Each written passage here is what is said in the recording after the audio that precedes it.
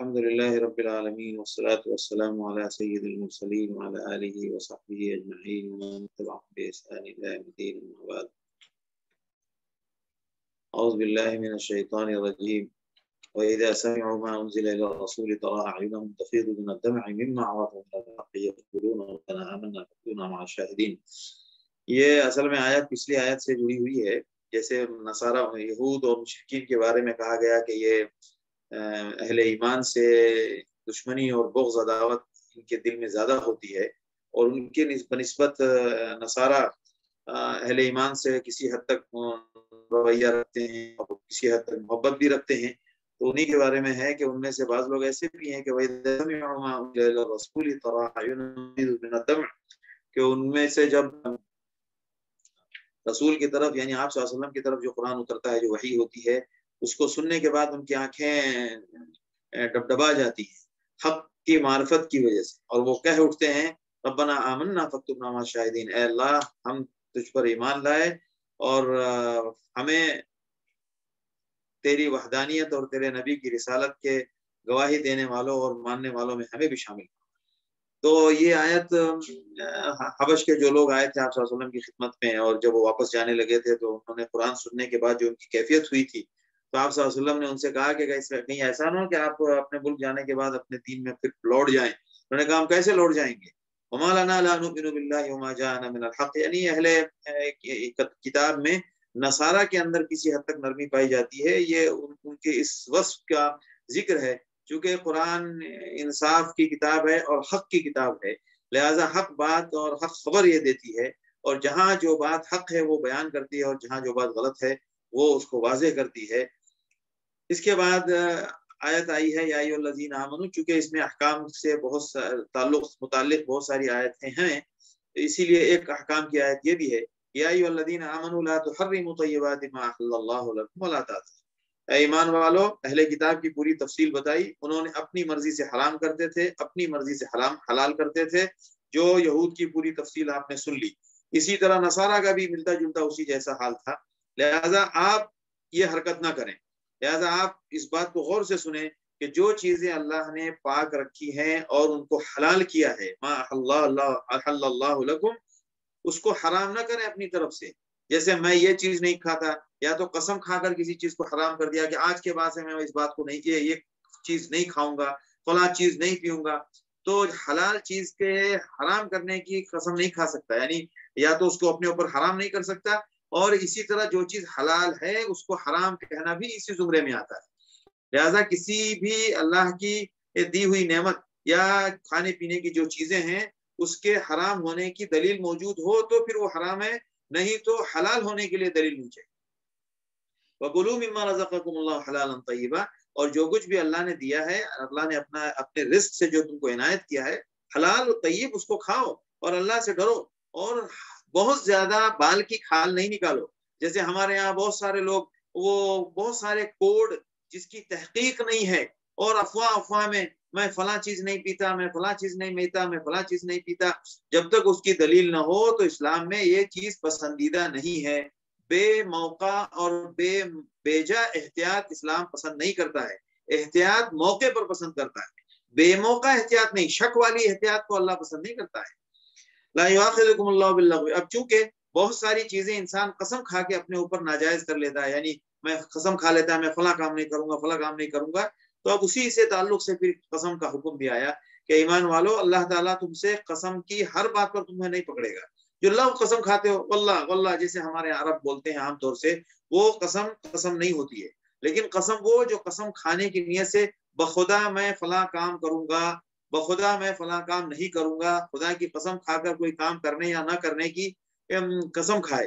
اور وہ کام قسم کے لیے بھی ضروری ہے کہ وہ مباح چیزوں میں سے ہو اور واجب اور فرض چیزوں میں سے نہ ہو. تو اس کی قسم کھائے گا تو اس کی قسم توڑنی پڑے گی. ایسی چیزوں کی قسم کھا سکتا ہے جس کی قسم کھانے کی اجازت ہے اور مباح ہو. اور جس چیز جیسے عبادات کے بارے میں قسم نہیں کھا سکتا. خدا کی قسم میں فلاں مسجد میں نہیں جاؤں گا، خدا کی قسم میں فلاں امام کے پیچھے نماز نہیں پڑھوں گا، ایسی قسم نہیں کھا سکتا. یہ قسم ہے کہ مثال کے طور پر کسی رشتہ دار سے میں ملاقات نہیں کروں گا، یہ قسم نہیں کھا سکتا ہے. کیوں؟ کہ جو کام اللہ کی طرف سے کرنے کا حکم دیا گیا ہے اس کے نہ کرنے کی قسم کھانے کی اس کو اجازت نہیں ہے. جس کا حکم نہیں ہے بلکہ جائز ہے، اگر وہ کرے تو ٹھیک ہے، نہ کرے تو کوئی حرج نہیں اور اس پہ گناہ نہیں ہوتا ہے، تو ایسی کسی بات کی قسم کھا سکتا ہے. جیسے مثال کے طور پر بخدا میں اس اسکول میں ایڈمیشن نہیں لوں گا. جیسے کسی اسکول میں پڑھنے کا معاملہ ہو تو اس نے قسم کھا لی کہ خدا کی قسم میں اس اسکول میں نہیں پڑھوں گا. تو اب یہ قسم توڑنا ضروری نہیں ہے، کیونکہ کسی اسکول میں پڑھنا یہ شریعت کی طرف سے مطلوب نہیں ہے. مطلوب پڑھنا ہے، پڑھے. پڑھنے کے لیے اگر اس نے قسم کھائی کہ خدا کی قسم میں پڑھوں گا نہیں، یہ قسم توڑنی پڑے گی. لیکن کسی اسکول کے لیے قسم کھائے تو وہ قسم کھا سکتا ہے، وہ کہ اس کی وجہ ہو کچھ، اور بلا ضرورت قسم کھانا نہیں چاہیے. تو اگر کسی نے قسم توڑ دی اور کسی قسم کو پوری نہ کر سکا تو اس کا کفارہ ہے 10 مسکین کو کھانا کھلانا یا ان کو کپڑا پہنانا. من اوسط ما تطعمون، وہ ایوریج جو خود کھاتا ہے اور خود پہنتا ہے. او تحریر رقبہ، یا ایک غلام آزاد کرے، یعنی کھانا 10 مسکینوں کا یا 10 مسکینوں کو کپڑا، یا نہیں تو ایک غلام آزاد. 3 چیزیں ہو گئیں. چوتھی چیز اگر یہ ان تینوں پر قادر نہ ہو تو 3 روزے رکھے. اور قرآن کہتا ہے اذا حلفتم احفظوا ایمانکم، جب آپ قسم کھائیں، ذالک کفارۃ ایمانکم اذا حلفتم، یہ تو آپ کا کفارہ ہو گیا. واحفظوا ایمانکم، جب قسم کھائیں تو قسم کا خیال رکھیں، بے ضرورت کی قسم نہ کھایا کریں، اور قسم ایسی چیز کی کھائیں جو آپ سے پوری ہو سکتی ہے. اب اس کے بعد ایک دوسرا حکم آ رہا ہے، چونکہ حلال کا حکم آیا کہ کیا کھانا حلال ہے، کیا پینا حلال ہے. تو مطلب اللہ نے جو کچھ بھی حلال چیزیں پیدا کی ہیں اس کے حرام ہونے کو بتا دیا ہے. اب لہٰذا پینے کی ہر چیز حلال ہے، جو حرام ہے وہ قرآن بتا رہا ہے انما الخمر والمیسر والانصاب والازلام. اب پینے کی ایک چیز شراب ہے، یہ حرام ہے، لہٰذا شراب حرام ہے، خمر حرام ہے، جوا حرام ہے. والانصاب، اور یہ جو اڈے ہوتے ہیں شرک کے جہاں پر بھیٹ چڑھائی جاتی ہے اور جو اللہ کے نام پر غیر اللہ کے نام پر جو کچھ نیاز چڑھائی جاتی ہے، جیسے مزار ہو گئے یا مندر کا ہو گیا یا کوئی درخت ہو گیا کسی بھی خرافاتی طور پر، تو اس وہاں کا جو ہے سامان جو وہاں نیاز چڑھائی گئی ہے وہ حرام ہے. والازلام، اور یہ ازلام جو ہے یہ فال نکالنا، اور یہ کوئی چیز اپنے 10 چیز اپنی طرف سے طے کر لی اور اس میں سے کسی ایک کو آپ نے طے کر لیا کہ اگر یہ نکلے گا، اس کلر کا نکلے گا، تو پھر یہ کام ہمیں کرنا ہے یا نہیں کرنا ہے. تو کسی کام کے کرنے اور نہ کرنے کے لیے اللہ کا حکم چلتا ہے، یہ دوسری چیزوں کا حکم نہیں چلتا ہے. یہ سب شرک کے زمرے میں آتی ہیں. رجس من عمل شیطان، یہ عمل کا، یہ شیطان کا عمل ہے، اس سے پرہیز کرو اور اس سے دور رہو تو کامیاب ہو گئے. اور شیطان تو یہ چاہتا ہے کہ تمہارے درمیان دشمنی اور نفرت پیدا کرے.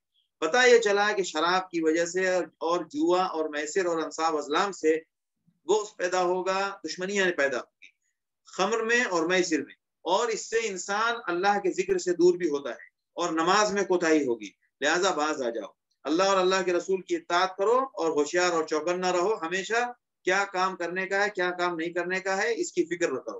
وَإِن تَوَلَّيْتُمْ، اور اگر آپ اس کی فکر نہیں کریں گے تو یاد رکھیں ہمارا رسول تو صرف آپ کو پیغام پہنچا دے گا. اس کے بعد کہا گیا کہ شراب کی حرمت سے پہلے بہت سارے لوگوں نے شراب پی ہوئی کہ ان کا کیا ہوگا. تو قرآن کہتا ہے کہ حرمت سے پہلے اگر کچھ لوگوں نے شراب پی ہے تو ان کے اوپر کوئی حرج نہیں، بشرطے کہ وہ ایمان لے آئے اور تقوی کے راستے پر آ گئے. لَيْسَ عَلَى الَّذِينَ آمَنُوا وَعَمِلُوا الصَّالِحَاتِ جُنَاحٌ فِيمَا طَعِمُوا إِذَا مَا اتَّقَوْا وَآمَنُوا وَعَمِلُوا الصَّالِحَاتِ ثُمَّ اتَّقَوْا وَآمَنُوا ثُمَّ اتَّقَوْا وَأَحْسَنُوا. یعنی وہ درجہ بدرجہ روز بروز اسی سفر میں لگے ہوئے ہیں اور مستقل وہ اپنے ایمان اور تقوی کی فکر میں لگے ہوئے ہیں، تو وہ بات صاف ہو جاتی ہے اور معلوم پڑتا ہے کہ جو انہوں نے پی تھی وہ ان کو احساس ہے کہ وہ غلط ہے اور آئندہ وہ اس سے دور رہنا چاہتے ہیں. تو اللہ رب العالمین اچھے عمل کرنے والوں کو بہت پسند کرتا ہے اور ان سے محبت کرتا ہے. اس کے بعد ایک دوسرا حکم دیا گیا ہے کہ اللہ تعالیٰ تمہیں آزمائے گا کچھ ایسے شکاروں کے ذریعے جو تمہارے ہاتھوں سے اور تمہارے نیزوں سے ہو جائے. یعنی اللہ نے حکم دیا کہ آپ اگر حالت احرام میں ہیں تو شکار نہ کریں. اب ایک انسان اکیلے میں ہے، کہیں جا رہا ہے، اس کو کچھ ضرورت پڑ گئی، کچھ جانور خرید کے شکار کر کے بیچ لے یا کھا لے، اور حالت احرام میں اور تنہائی میں ہے. تو اب انسان سوچ رہا ہے کہ کیا کروں، ہاتھ سے شکار پکڑ لوں یا نیزہ چلا دوں اور پھر اس کو پکڑ لوں. تو اللہ فرما رہے ہیں کہ ہم آپ کو آزمانا چاہتے ہیں کہ تنہائی میں اور غیب میں، کسی کے غیر موجودگی میں آپ اللہ سے ڈرتے ہیں کہ نہیں ڈرتے. لِيَعْلَمَ اللَّهُ مَن يَخَافُهُ بِالْغَيْبِ فَمَنِ اهْتَدَىٰ بَعْدَ ذَلِكَ. اگر کوئی اس طرح کی حرکت کرے گا، موقع پا کے وہ اپنا ہاتھ مار لے گا تو اللہ کے ہاں دردناک عذاب ہے. اور فرمایا حالت احرام میں شکار حرام ہے اور قتل مت کرو. اگر کسی نے جان بوجھ کے کوئی شکار کر لیا تو اس کی فجزاء مثل ما قتل من النعم، تو اس کی سزا ایسی ہے جیسے اس نے کوئی چوپایا قتل کیا، اور یحکم به ذوی عدل منکم، 2 گواہ اس کا فیصلہ کریں گے کہ اس کا جرمانہ کیا ہونا چاہیے۔ اب اس جانور کو ہدیم بالغ الکعبہ، کعبہ میں لے جا کے ذبح کرنا ہے کفارے کے طور پر، اور وہ مسکینوں میں تقسیم کر دیا جائے گا۔ اب جیسے یہ کھانا، یہ جانور جو شکار کے کفارے کے طور پر حرم میں جا کے ذبح کیا جائے گا، یہ کفارۃ طعام مسکین، اس میں سے بندہ خود نہیں کھا سکتا، یہ مسکینوں کو کھلانا پڑے گا۔ جیسے کہ قربانی کے جانور ہے، اس میں حکم ہے کہ کھلو منہا، خود بھی کھاؤ، غریبوں کو بھی کھلاؤ، اور فقیر کو بھی دو، محتاج کو بھی دو۔ تو قربانی کے جانور میں خود کھا سکتا ہے، لیکن کفارے کے جانور میں خود نہیں کھا سکتا۔ جیسے ہمارے بعض ساتھی پوچھتے ہیں نا، عقیقے کے جانور میں سے کھا سکتے ہیں کہ نہیں کھا سکتے ہیں؟ صدقے کے لیے اگر ہم نے گوشت جانور ذبح کیا صدقے کے لیے کہ ہم غریبوں کو خود گوشت تقسیم کریں گے، تو اس میں سے کھا سکتے ہیں کہ نہیں کھا سکتے ہیں؟ اس میں سے کھا سکتے ہیں، صدقے کے جانور میں سے کھا سکتے ہیں۔ ہوگا کیا کہ جو آپ نے حصہ اپنے پاس رکھا وہ آپ کا ہوا، اور باقی جو آپ نے تقسیم کیا وہ صدقے کا ہوا۔ صدقے کے جانور میں سے کھانا حرام نہیں ہے، الا ہے کہ وہ کفارے کا ہو یا نظر کا، ٹھیک ہے۔ او عدل ذالک، یا اس کے جیسا کوئی دوسرا جرمانہ طے کر دیا جائے، سیامن، اس کے برابر روزہ رکھنا پڑے گا، لیذوق وبال امری، تاکہ اس نے جو حرم کی حالت، احرام کی حالت میں شکار کیا ہے اس کی سزا ملے اس کو، اور جو پہلے ہو گیا وہ معاف ہے۔ ومن عاد، اور حکم آنے کے بعد دوبارہ کوئی کرے گا تو اللہ اس سے انتقام لے گا، بدلہ لے گا۔ اب یہاں پر ایک دوسرا احرام کے تعلق سے حکم بتایا جا رہا ہے کہ سمندری سفر میں جو لوگ حاجی ہیں وہ حالت احرام میں ہیں، تو ان کے لیے سمندری شکار کی اجازت ہے، شکار بھی کر سکتے ہیں اور وہ شکار کھا بھی سکتے ہیں۔ مطلب شکار ہم نے کیا، گناہ نہیں ہے۔ اگر شکار تو ہم نے نہیں کیا، لیکن کہیں شکار کا دسترخوان لگا ہوا تھا، کہیں دسترخوان لگا ہوا تھا، اس پہ سمندری شکار کھانا تھا، تو ہم کھا سکتے ہیں کہ نہیں؟ تو کہہ رہے ہیں شکار بھی حلال ہے، اور اگر شکار کا کوئی دعوت یا کوئی کھانا مل جائے تو وہ بھی حلال ہے، حالت احرام میں سمندری کے لیے، قافلوں کے لیے۔ لیکن خشکی کا، جب تک تم حالت احرام میں ہو، خشکی کا شکار حرام ہے۔ اللہ سے ڈرو، اور اللہ کے یہاں سب کو پہنچنا ہے۔ یہ صورت جیسا کہ ہم نے بتایا کہ شاعر کے احترام، اللہ کے عہد و پیمان کے احترام اور اس کے لحاظ و پاس کے کا مضمون اس کا خاص ہے، لہذا پوری صورت میں دیکھیے غیرت دلائی جا رہی ہے کہ اللہ نے تم سے یہ عہد لیا، اللہ نے تم سے یہ عہد لیا، تم نے اس کا پاس نہیں کیا، تم نے اس کا پاس نہیں کیا۔ وَلَقَدْ أَخَذْنَا مِيثَاقَ بَنِي إِسْرَائِيلَ وَلَقَدْ أَخَذَ اللَّهُ مِيثَاقَ بَنِي إِسْرَائِيلَ، اور ہر جگہ یہ عہد، ان کے عہد، فَبِمَا نَقْضِهِم مِيثَاقَهُمْ، ان کے عہد کے بارے میں بہت زیادہ احساس دلایا جا رہا ہے۔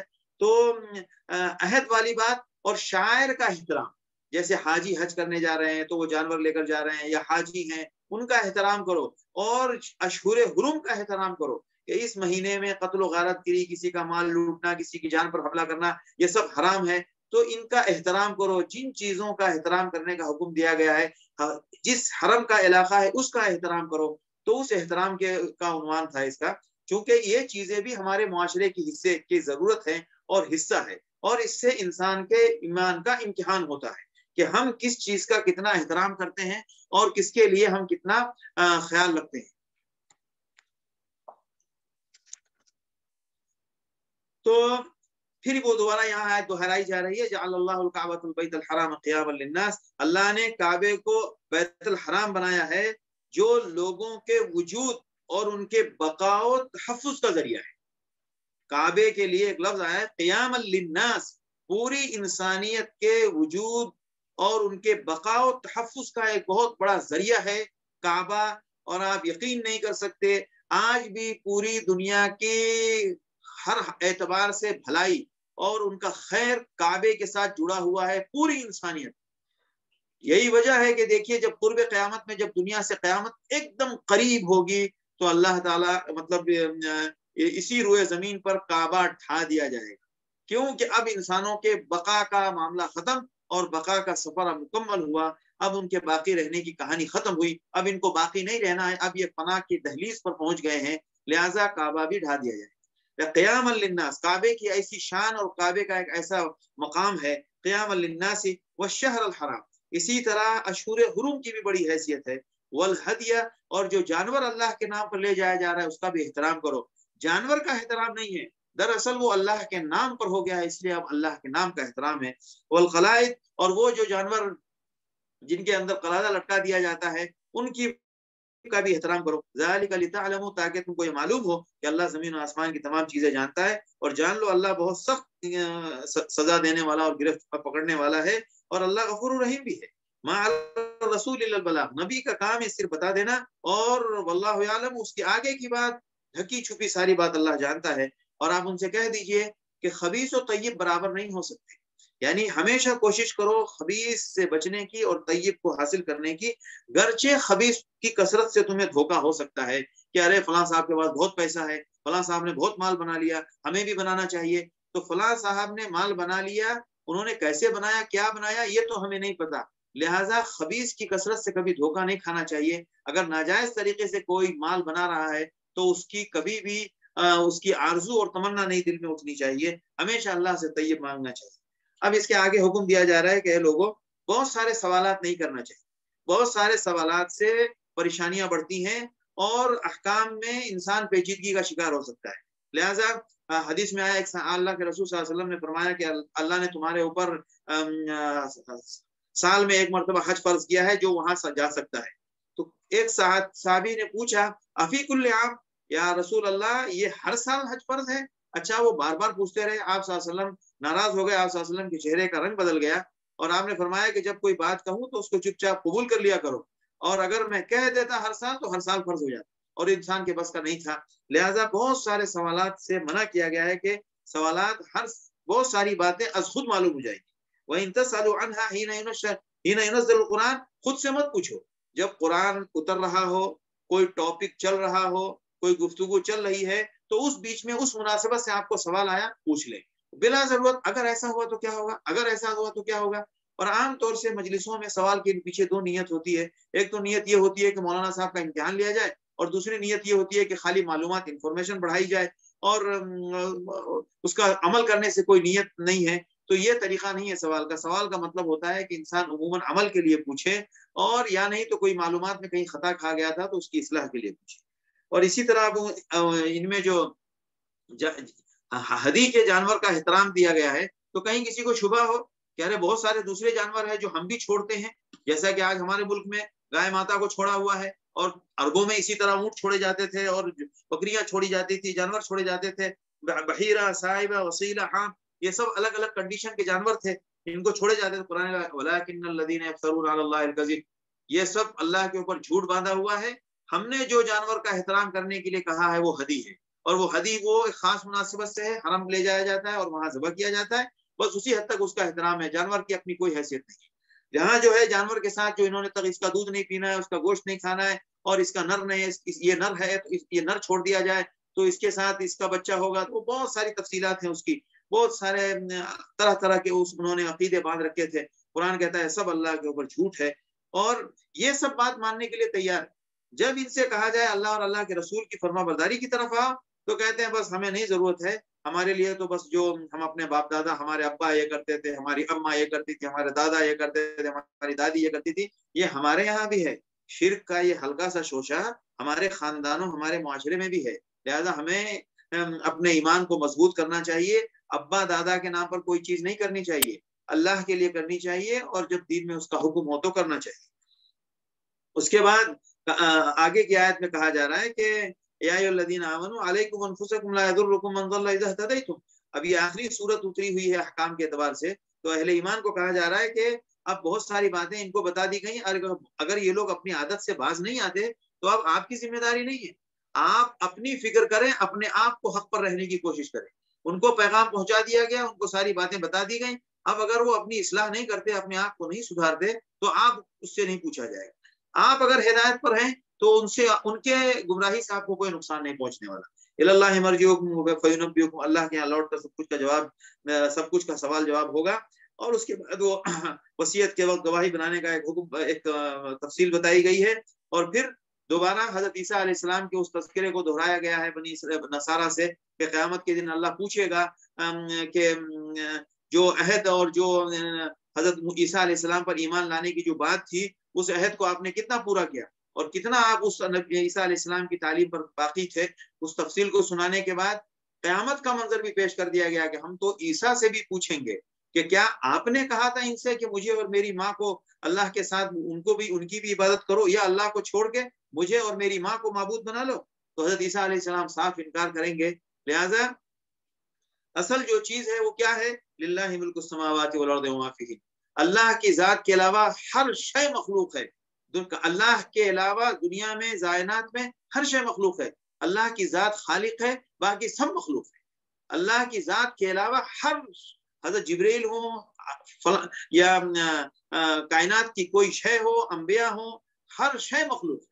لہذا للہ ملک السماوات والارض وما فیہن، تو اصل اللہ کی حکومت ہے، اللہ کی قدرت ہے.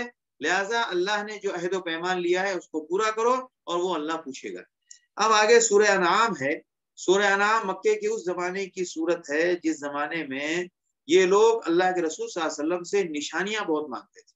اس صورت کا مرکزی مضمون سمجھ لیجئے یہی ہے کہ نشانیاں مانگ رہے ہیں اللہ سے، اللہ کے رسول صلی اللہ علیہ وسلم سے. آپ کو یہ وقالوا لولا نزل علیہ آیۃ من ربی، نشانی بتاؤ، نشانی بتاؤ، نشانی بتاؤ. تو قرآن نے ابتدا ہی سے ان کے مطالبے کو مثبت شکل میں قرآن نے بتانا شروع کر دیا کہ نشانیاں مانگتے ہیں، اور نشانیاں تو آپ کے چاروں طرف بکھری ہوئی ہیں. لہٰذا یہ توحید، اس بات توحید کی آیت بھی ہے اور اس بات رسالت کی آیت ہے. اس میں زیادہ زور اس بات رسالت کا ہے، اور اس کے ضمن میں توحید اور عقیدہ آخرت تو ہر حال میں آتی ہے. لہٰذا اب یہاں پر شروع ہوا ہے الحمدللہ الذی خلق السماوات والارض، زمین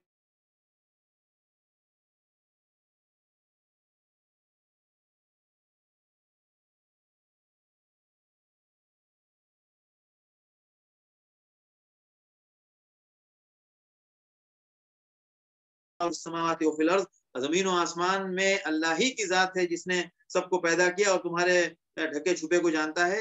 وما تأتیہم من آیت من آیات ربہم الا کانوا عنہا معرضین. اتنی ساری نشانیاں تو موجود ہیں، لیکن اگر تم الگ سے کوئی نشانی مانگتے ہو تو ہر نشانی آنے کے بعد تو انکار کر دیتے ہو اور اس کی تردید کر دیتے ہو، اس کی تکذیب کر دیتے ہو. فقد کذبوا بالحق لما جاءهم، اس سے پہلے حق کو انہوں نے ٹھکرا دیا. اور حق والوں ٹھکرانے والوں کا کیا انجام ہوا کہ ہم نے کتنی قومیں اس سے پہلے ہلاک کر دی. اگر ان کے اوپر کتاب اتاری جائے، کتاباً فی قرطاس فلمسوہ بایدیہم، اور اس کو اپنے ہاتھ سے چھوئیں گے تو کہیں گے یہ جادو ہے. کبھی کہتے ہیں کہ ہمارے لیے فرشتے اتار کے دکھاؤ، تو قرآن کہتا ہے اگر فرشتے ہم اتاریں گے تو انسان کی شکل میں ہی اتاریں گے نا، تو انسان کی شکل میں اتاریں گے تو تم وہاں کنفیوز ہو جائیں گے. للبسنا علیہم ما یلبسون. لہٰذا یہ سب مذاق اڑانے کی بات ہے. زمین میں گھومو، نشانی ٹھہری ہوئی ہے. قل سیروا فی الارض ثم انظروا، اور کیسے لوگوں کا انجام ہوا جھٹلانے والوں کا وہ دیکھو. قل من ما فی السماوات والارض، زمین و آسمان کی چیزیں کس کے لیے؟ اللہ کے لیے. اس نے اپنے اوپر رحمت لازم کر لی ہے، اس لیے تم پر عذاب نہیں آ رہا ہے، ورنہ تمہارے اس مطالبے پر عذاب آ جانا چاہیے. لَيَجْمَعَنَّكُمْ إِلَىٰ يَوْمِ الْقِيَامَةِ لَا رَيْبَ فِيهِ. اب اللہ فرما رہا ہے وَلَهُ مَا سَكَنَ فِي اللَّيْلِ وَالنَّهَارِ، زمین و آسمان کے اندر جتنی چیزیں ہیں جو ٹھہری ہوئی ہیں وہ سب اللہ کی ہے، اور اللہ کے علاوہ کوئی ہے جس کو تم نے دوست بنا لیا، جس نے زمین و آسمان کو پیدا کیا ہو. اور پھر اللہ فرما رہے ہیں وَإِن يَمْسَسْكَ اللَّهُ بِضُرٍّ فَلَا كَاشِفَ لَهُ، کسی بھی تکلیف میں پھنستے ہو تو اللہ کو پکارتے ہو، اور کسی بھی چیز کا خیر کا معاملہ ہو تو اللہ ہی تم کو دیتا ہے. وَهُوَ الْقَاهِرُ فَوْقَ عِبَادِهِ، ہر کچھ تو اللہ کر رہا ہے، نشانی تم کو کیا چاہیے؟ قُلْ أَيُّ شَيْءٍ أَكْبَرُ شَهَادَةً. اب یہ کہہ رہے ہیں کہ اچھا ٹھیک ہے ہمارے لیے قُلْ أَيُّ شَيْءٍ أَكْبَرُ شَهَادَةً، کیا کون سی چیز ایسی ہے جو سب سے زیادہ گواہی کی بات ہوگی؟ قُلْ أَيُّ شَيْءٍ أَكْبَرُ شَهَادَةً قُلِ اللَّهُ شَهِيدٌ بَيْنِي وَبَيْنَكُمْ. سب سے بڑی گواہ اور سب سے بڑا گواہ ہمارے درمیان اللہ ہے. اللہ کی ذات خود گواہ ہے کہ یہ سب کچھ اللہ ہی نے بنایا اور یہ سب کچھ اللہ ہی کہہ رہا ہے. وَأُوحِيَ إِلَيَّ هَٰذَا الْقُرْآنُ لِيُنذِرَكُم بِهِ وَمَن بَلَغَ أَئِنَّكُمْ لَتَشْهَدُونَ أَنَّ مَعَ اللَّهِ آلِهَةً أُخْرَىٰ. تو آپ ان سے کہیے کہ کیا تم گواہی دیتے ہو کہ اللہ کے علاوہ کوئی معبود ہے؟ قُل لَا أَشْهَدُ، آپ کہہ دیجئے کہ ہرگز میں گواہی نہیں دوں. اللہ کی ذات هو الہ واحد، اللہ کی ذات وحدہ لا شریک ہے. اور جن کو ہم نے اہل کتاب جو ہیں، تم اہل کتاب کو کبھی مثال مت بنانا. اہل کتاب اس حقیقت کو اتنی اچھی طرح سے جانتے ہیں جتنی اچھی طرح سے وہ اپنے بچے کو پہچانتے ہیں. اور اس سے جھوٹا اور اس سے زیادہ ظالم کون ہوگا جو اللہ پر جھوٹ باندھے. اور اب یہاں پر مشرکین کے حشر کا منظر پیش کیا جا رہا ہے کہ جب قیامت میں مشرکین کو جمع کیا جائے گا تو ان سے کہا جائے گا کہ جو تمہارے جو گڑے ہوئے مشرکین شرکا تھے وہ کہاں ہیں جس کو تم نے معبود بنا رکھا تھا. تو وہ کہیں گے، قرآن کہتا ہے ان کا فتنہ دیکھو کہ لم تکن فتنتم الا ان قالوا واللہ ربنا ما كنا مشرکین. قیامت کہیں گے، اللہ کی قسم کھا کے کہیں گے کہ بخدا ہم مشرک نہیں تھے، ہم نے شرک نہیں کیا. قرآن دیکھیے کیسے کہتا ہے انظر کیف کذبوا علی انفسہم، ان کو دیکھیے اپنے بارے میں کس طرح دن دھاڑے جھوٹ بول رہے ہیں، کتنا صاف جھوٹ بول رہے ہیں. انظر کیف کذبوا علی انفسہم وضل عنہم ما كانوا یفترون. اور جو کچھ انہوں نے گڑھ رکھا تھا نا، یہ ہم جنت میں جائیں گے اور وہاں ہمارے کو یہ ہمیں ہمارا یہ انجام ہوگا، اور ہمیں مرنے کے بعد جو ہزار طرح کی باتیں گھڑ رکھی تھی، کوئی فلاں دیوی، کوئی دھن کی دیوی، تو کوئی گیان کی دیوی، تو کوئی شانتی کی دیوی، تو کوئی فلاں چیز کی دیوی، اور کوئی کیا کہتے ہیں کہ سکون کی دیوی ہے، سب جو انہوں نے دیوی دیوتا بنا رکھے ہیں، اور دیوتا وہ سب کچھ سب وہاں ان کے ہاں سے، ان کے ذہن و دماغ سے بھی غائب ہو جائیں گے، کیونکہ کسی کی کوئی حقیقت نہیں ہے. قرآن کہتا ہے کہ یہ آیت کے بارے میں پوچھتے ہیں تو ان سے کہیے کہ وَإِن يَرَوْا كُلَّ آيَةٍ لَا يُؤْمِنُوا بِهَا. میں نے کہا نا کہ آیت کس سورت کا مرکزی مضمون ہے. اگر یہ ساری نشانیاں دیکھ لینا تو بھی ایمان لانے والے نہیں. اب ان سے کہتے ہیں کہ ان کی تو حالت اس وقت دیکھیں جب یہ جہنم کے سامنے کھڑے ہوں گے، اور ان کو جب وہاں پیش کیا جائے گا تو وہاں کہیں گے یا لیتنا لا نرد ولا نکذب بآیات ربنا، یا لیتنا نرد، کاش کہ ہمیں ایک بار چانس دے دیا جائے، واپس کر دیا جائے دنیا میں، تو ہم دوبارہ یہ کام نہیں کریں گے اور ہم نہیں جھٹلائیں گے اور ہم ایمان لے آئیں گے. تو قرآن کہتا ہے وَلَوْ رُدُّوا لَعَادُوا لِمَا نُهُوا عَنْهُ. یہ سن لو کہ اگر ان کو دوبارہ زندگی دی گئی تو یہ وہی حرکت کریں گے جو یہ کر کے آئے. وَإِنَّهُمْ لَكَاذِبُونَ، جھوٹ بولتے ہیں. یہ دنیا کے دھوکے میں پڑ گئے، پھر دوبارہ پڑیں گے ان یہ اللہ حیات من دنیا. یہ تو کہتے تھے کہ بس جو ہے دنیاوی زندگی، ہمیں دوبارہ قیامت میں اٹھایا نہیں جائے گا. اگر ان کو اپنے رب کے سامنے کھڑا دیکھو گے تو یہ کہیں گے الیس ھذا بالحق قالوا بلی وربنا، کیوں نہیں ہے، ہمارے رب کی قسم. تو اب ٹھیک ہے، اب بات ختم ہو گئی، امتحان کی مدت ختم ہو گئی، اب عذاب جھیلو. اب یہاں پر اللہ کے رسول صلی اللہ علیہ وسلم کو تسلی دی جا رہی ہے کہ قد نعلم انه لا يحزنك الذي يقولون، ہمیں معلوم ہے کہ ان کی باتوں سے آپ کو غم پہنچتا ہے. تو یہ بات یاد رکھیے کہ یہ آپ کو نہیں جھٹلا رہے ہیں، یہ اللہ کی نشانیوں کا انکار کر رہے ہیں، اور یہ کوئی پہلا واقعہ بھی نہیں ہے.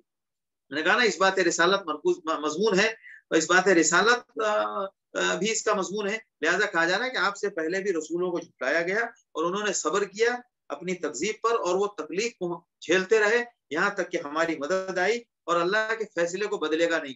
اللہ کا فیصلہ، ہر فیصلے کا اپنا ٹائم ہے، وہ اپنے ٹائم پر ہی آئے گا. اس بیچ میں صبر سے یہ مدت گزارنی. ہر فیصلے کا اپنا ٹائم ہے، اور اس ٹائم سے پہلے صبر سے مدت کو گزارنا ہے. وَلَقَدْ جَاءَكَ مِن نَبَإِ الْمُرْسَلِينَ. اور اللہ کے رسول صلی اللہ علیہ وسلم کہا جا رہا ہے کہ آپ مایوس مت ہو. اگر آپ کو دشوار گزر رہا ہے اور ان کے انکار سے آپ پریشان ہو رہے ہیں، تو آپ کوئی زمین میں کوئی سرنگ کھود لیں یا کوئی سیڑھی لگا لیں آسمان میں اور جا کے کوئی نشانی لے آئیں. آپ سے اگر یہ نشانی مانگتے ہیں تو اب ان نشانیوں کے مطالبے پر آپ پریشان ہیں. یہ ہمارا کام ہے کب کون سی نشانی دینی ہے، ہم نے تو نشانیاں بکھیر کی رکھی. اب اللہ فرمانے کہ دیکھو وقالوا لولا نزل علیہ آیۃ من ربی، یہ تو سننا چاہتے ہی نہیں، مردے ہو گئے ہیں، اور یہ کہتے ہیں کہ آیت کیوں نہیں. قل ان اللہ قادر علی ینزل آیۃ، اللہ نشانی اتارنے پر قادر ہے، لیکن یہ اس نشانی پر رکتے ہی نہیں، اس پر ذہن ہی نہیں ڈالتے، غور ہی نہیں کرتے. اب دیکھ لیں وما من دابۃ فی الارض، جو کچھ بھی چوپایا زمین کے اوپر رینگنے والی چیز رینگ رہی ہے، کیڑے سے لے کے پھتنگا سے، کیڑے جتنے بھی کیڑے رینگتے ہیں، کوئی ایک ٹانگ پہ، کوئی دو ٹانگ پہ، کوئی 4 پہ، کوئی 6 پہ، کوئی 8 پہ، کوئی 10 پہ، کوئی 12 پہ، کوئی 100 ٹانگوں والے کیڑے بھی ہیں. تو یہ زمین پہ جتنی رینگنے والی چیزیں ہیں، کسی کی 4 ٹانگ ہے، کسی کی 2 ٹانگ ہے، یہ سب چیزیں جو زمین پہ رینگ رہی ہیں. اسی طرح پرندوں کا جھنڈ جو آسمان پہ اڑنے والے یا چلنے والے، یہ سب تمہاری طرح تو ہیں، ان کو نشانی بناؤ. وہ جو رینگ رہے وہ تمہاری طرح چل نہیں سکتے، جو اڑ رہے ہیں وہ تمہاری طرح چل نہیں سکتے، اور تم اڑنے والوں کی طرح اڑ نہیں سکتے. تو یہ نشانیاں نہیں ہیں. ان الا امم امثالکم ما فرطنا فی الکتاب من شیء، ہم نے اپنی کتاب اور فیصلے میں جو ہم نے چیزیں نشانیاں بکھیری ہیں، ہم نے کوئی اس میں کمی نہیں رکھی ہے. والذین کذبوا بآیاتنا، اصل میں یہ لوگ ہماری نشانیوں کو جھٹلاتے ہیں.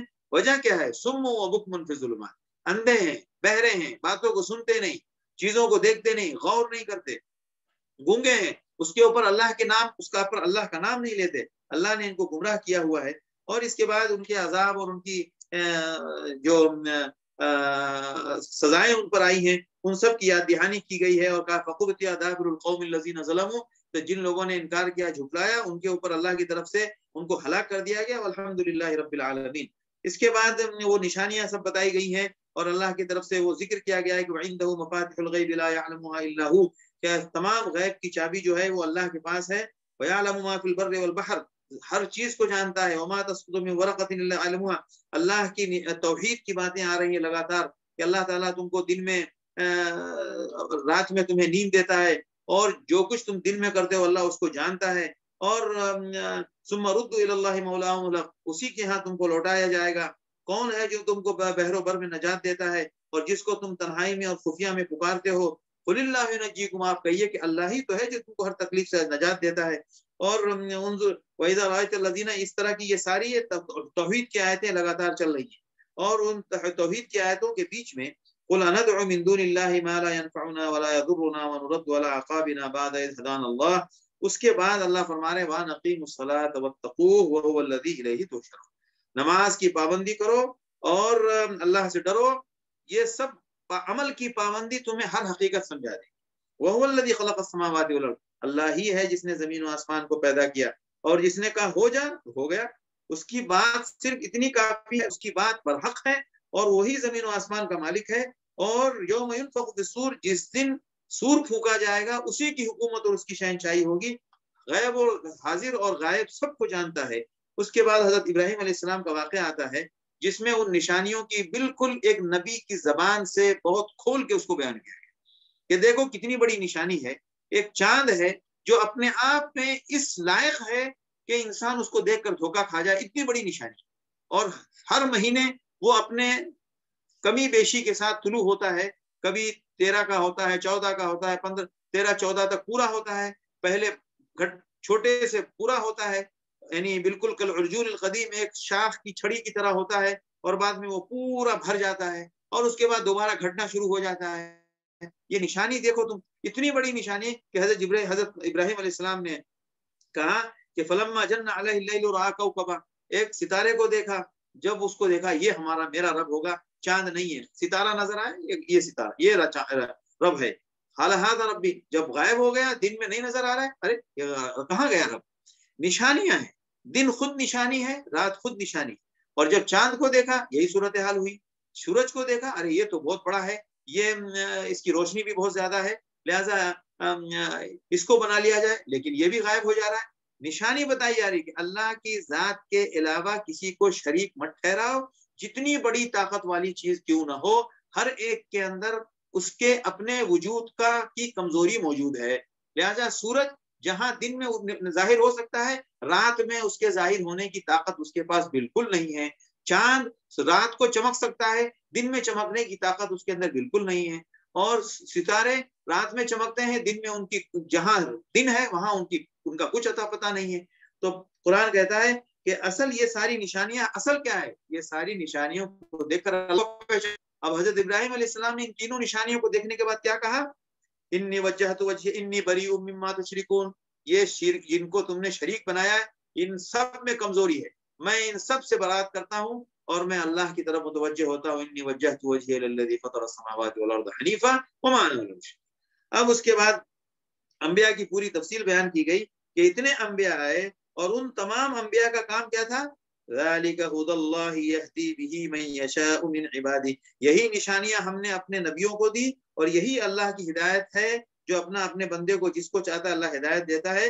اگر یہ لوگ شرک کرتے, یہ انبیاء بھی اگر شرک کرتے تو ان تمام کے اعمال کو ہم برباد کر دیتے. یعنی شرک, جن نشانیوں کو تم نشانی مانگ رہے ہو, جس کے تم شریک بنا رہے ہو جن چیزوں کو, وہ خود تو نشانی ہے, وہ خود اللہ کی نشانی ہے, تم نے ان کو شریک بنا لیا, اس کو پکڑ کے تم نے خود معبود بنا لیا.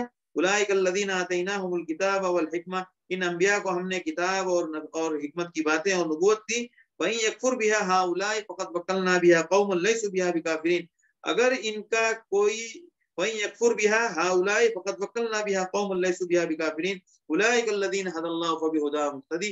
یہی وہ لوگ ہیں جن کو اللہ نے ہدایت دی, لہذا ان کی ہدایت پر آپ بھی چلیں اور آپ ان سے کہہ دیجئے کہ مجھے اس ہدایت پر آنے کے لیے میں تم سے کوئی معاوضہ نہیں مانگتا. وما قدر اللہ حق قدر. حقیقت یہ ہے کہ انہوں نے اللہ کی صحیح تعظیم اور اللہ کی صحیح شان نہیں سمجھی. جب وہ یہ بات کہتے ہیں کہ بشر کے اوپر وحی آتی ہے, قل من انزل, تو ان سے پوچھو کہ بشر پر وحی آنا کوئی نئی بات ہے؟ اس سے پہلے موسیٰ پر بھی تو وحی آئی, نورا وہدی للناس تجعلونہ قراطیس تبدونہ وتخفون کثیرا. اس کو تم نے اپنے کاغذوں پر لکھا اور کچھ کو ظاہر کرتے ہو, کچھ کو چھپا دیتے ہو. وعلمتم ما لم تعلموا, اور تم کو وہ باتیں سکھائی گئی جو تم نہیں جانتے تھے, تم بھی نہیں جانتے تھے, تمہارے باپ دادا بھی نہیں جانتے تھے. وہذا کتاب انزلناہ مبارک, یہ ہم نے برکت والی کتاب اتاری ہے جو پچھلے تمام ادیان کی تصدیق کرتی ہے، اور وَلِتُنذِرَ أُمَّ الْقُرَىٰ وَمَنْ حَوْلَهَا، آپ ام القریٰ مکے کو اور ان کے ارد گرد والوں کو ڈرائے، جو آخرت پر ایمان رکھے گا وہ اس کتاب پر بھی ایمان لائے گا اور وہ اپنی نماز کی پابندی بھی کریں گے۔ ایمان والے کے اندر آخرت پر ایمان اور نماز کی پابندی کا ہر جگہ ذکر آ رہا ہے۔ اب اس کے بعد مشرکین کے انجام کو بتانے کے بعد پھر دوبارہ ان نشانیوں کو ایک ایک کر کے اللہ بیان کرتا ہے۔ ان اللہ فالق الحب والنوى۔ اب دیکھیں اس صفحے کو میں ذرا تفصیل سے ذکر کرتا ہوں۔ اللہ ہے جس نے دانے کو اور گٹھلی کو پھاڑتا ہے، مردے کو زندہ کرتا ہے اور زندے کو مردہ کرتا ہے۔ یخرج الحی، مردے سے زندہ نکالتا ہے اور مردے سے زندہ کو نکالتا ہے، مردے سے زندہ کو نکالتا ہے اور زندہ سے مردے کو نکالتا ہے۔ یہ ہے اللہ کی ذات جو اس بات یہ ہے اللہ کی ذات جو اس پر قادر ہے۔ کہاں تم بھٹکے جا رہے ہو اور بہکے جا رہے ہو؟ صبح کو اللہ لاتا ہے، خالق الاصباح، صبح کو پھاڑتا ہے، مطلب صبح کے اندھیرے میں سے گزرتے ہوئے روشنیاں سورج تک آتی ہے، تو گویا وہ اندھیرے کو پھاڑتے ہوئے اور چیرتے ہوئے آتی ہے۔ اور رات کو ہم نے کیسا سکون کا سامان بنایا، تمہارے بس میں نہیں تھا۔ سورج اور چاند کو ہم نے کیسے حساب پہ چلایا، ایک کیلکولیشن پہ۔ والشمس والقمر حسبانا، ایسی کیلکولیشن ہے کہ سورج کی کیلکولیشن کبھی مس نہیں ہو رہی ہے کہ آپ نے اپنی گھڑی کے کاٹا سیکنڈ تک اس سے طے کر لیا۔ ذالک تقدیر العزیز العلیم، یہ ایک غالب اور جاننے والے کی قدرت کا کمال ہے، اور وہ ہے جس نے تمہارے لیے ستاروں کو بنایا تاکہ تم اس سے سمندروں میں اپنے راستے حاصل کرو اور خشکیوں میں بھی۔ لہٰذا ہمیں بھی پتا ہے، ہمارے دیہات میں ہمارے دیہاتوں میں جب لوگ رات کو ایک گاؤں دوسرے گاؤں جانا آنا کرتے تھے، لیٹ ہوتے تھے، تو ان کو اپنے گاؤں کی سمت یا ادھر ادھر راستہ پکڑنے کے لیے وہ ستاروں سے جانتے تھے کہ اس ستارے کی سمت میں جانا ہے، اس سے دائیں جانا ہے یا اس سے بائیں جانا ہے یا اس سمت میں جانا ہے، یہ صورتحال ہوتی تھی۔ لہٰذا اور وہ سمندروں میں آج بھی اس کا استعمال ہوتا ہے۔ وَهُوَ الَّذِي أَنشَأَكُم مِّن نَّفْسٍ وَاحِدَةٍ، وہی ذات ہے جس نے تم کو ایک انسان سے پیدا کیا۔ فَمُسْتَقَرٌّ وَمُسْتَوْدَعٌ، تم سمندر میں جاتے ہو تو یہ ستاروں کو جو تم فائدہ اٹھاتے ہو، تو یہ کہاں سے آ گئے ستارے؟ بلکہ عربوں کو تو قافلے میں اور اس کی زیادہ ضرورت پڑتی تھی۔ کیوں؟ ادھر آبادی نہیں، ادھر آبادی نہیں، صحرا میں دور دور تک کوئی نشانی نہیں، کیسے علامت پاؤ گے کہ تم کو کدھر جانا ہے؟ اس کے علاوہ اللہ آسمان سے پانی اتارتا ہے، اور اس نے ہر چیز کا پودا زمین سے نکالا، یعنی سب سے پہلے نبات نکلتا ہے، یعنی جس کو کوپل کہتے ہیں۔ اس کے بعد فاخرجنا منہ، پھر اس سے ہریالی پیدا ہوتی ہے، پھر اس کے بعد حبا متراکبہ، دانوں کے اوپر دانا چڑھتا ہے، اور کھجور کے اوپر خوشے لگتے ہیں، اور انگور کے باغات، زیتون کے باغ اور انار کے باغ، مشتبہ وغیرہ متشابہ، بہت سارے پھل آپس میں ایک دوسرے سے بہت ملتے ہیں اور بہت سارے پھل آپس میں ایک دوسرے سے بالکل نہیں ملتے۔ لہٰذا بعض آموں کی شکل بہت قریب ہے اور بعض آموں کی شکل بہت مختلف ہے۔ لہٰذا اور پھلوں میں بھی الگ الگ ہے۔ انظروا الی ثمرہ، ان کے پھلوں کو دیکھو جب وہ پھل نکالتا ہے، اور ان کی اس منظر کو دیکھو جب وہ پکتا ہے، یعنی جب وہ پھول کے بعد جب وہ پھل بنتا ہے اس وقت اس منظر کو دیکھو، اور جب وہ پک جاتا ہے اس وقت منظر کو دیکھو۔ تم کو کتنی نشانیاں چاہیے؟ الگ سے روزانہ نشانی دیں، اور یہ نشانی تو ہر سیزن میں، ہر موسم میں آپ دیکھ سکتے ہیں۔ ان فی ذلک لآیات، اس میں تو نشانیاں موجود ہیں، کیا الگ سے نشانی مانگتے ہو؟ وجعلوا للہ شرکاء الجن، انہوں نے جن کو اللہ کا شریک بنایا جبکہ اللہ نے ان کو پیدا کیا ہے، اور اللہ کے لیے بیٹے بیٹیاں مان لی اپنی طرف سے۔ سبحان اللہ کی ذات ان تمام چیزوں سے پاک ہے۔ اللہ کی ذات ہے جس نے بغیر کسی سیمپل اور بغیر کسی کے مشورے کے زمین و آسمان کو اپنی کمال قدرت سے پیدا کیا۔ انا یکون له اولاد، اس کو کسی لڑکے اور اولاد کی کیا ضرورت، اور اس کی کوئی بیوی نہیں ہے، اور اس نے ہر چیز کو پیدا کیا اور وہ ہر چیز کو جاننے والا ہے۔ اتنی پورا ڈاٹا بیان کرنے کے بعد اللہ فرما رہا ہے اپنا تعارف بیان فرما رہا ہے، ذالکم اللہ ربکم، یہ ہے تمہارا رب۔ میں اکثر کہتا ہوں کہ جہاں کہیں بھی اللہ نے یہ لفظ کہا ہے ذالکم اللہ ربکم، اس سے پہلے یا تو دلیلیں آ رہی ہوتی ہیں یا اس کے بعد وہ تمام آیات توحید آ رہے ہوتے ہیں۔ لا الہ الا هو خالق کل شیء، اللہ کی ذات ہے جس نے ہر چیز کو پیدا کیا، اسی کی عبادت کرو۔ اللہ کی ذات کا معاملہ ایسا ہے کہ نگاہوں سے اس کا ادراک نہیں ہو سکتا، لیکن اللہ ہر ایک کی نگاہ کا تعاقب کر سکتا ہے، اور وہ اللہ کی ذات بہت لطیف ہے۔ قد جاءکم، تمہارے سامنے بصیرت، تمام بصیرت والی چیزیں آ گئی۔ اب جو راستہ دیکھے گا اس کا اپنا فائدہ ہے، اور جو اندھا بن کے رہے گا تو اس کا نقصان مجھ کو ہے۔ ہم نے آپ کو ان کا نگراں اور داروغہ بنا کے نہیں بھیجا ہے۔ اسی طرح ہم نشانیاں کھول کھول کو بیان کرتے ہیں۔ وَلِيَقُولُوا دَرَسْتَ وَلِنُبَيِّنَهُ لِقَوْمٍ يَعْلَمُونَ اتَّبِعْ مَا أُوحِيَ إِلَيْكَ مِن رَّبِّكَ، آپ کے پاس جو وحی آتی ہے آپ اس کی فرما برداری کریں، پیروی کریں. لا الہ الا اللہ، اللہ کی ذات کے علاوہ کوئی الہ نہیں ہے. اور مشرکوں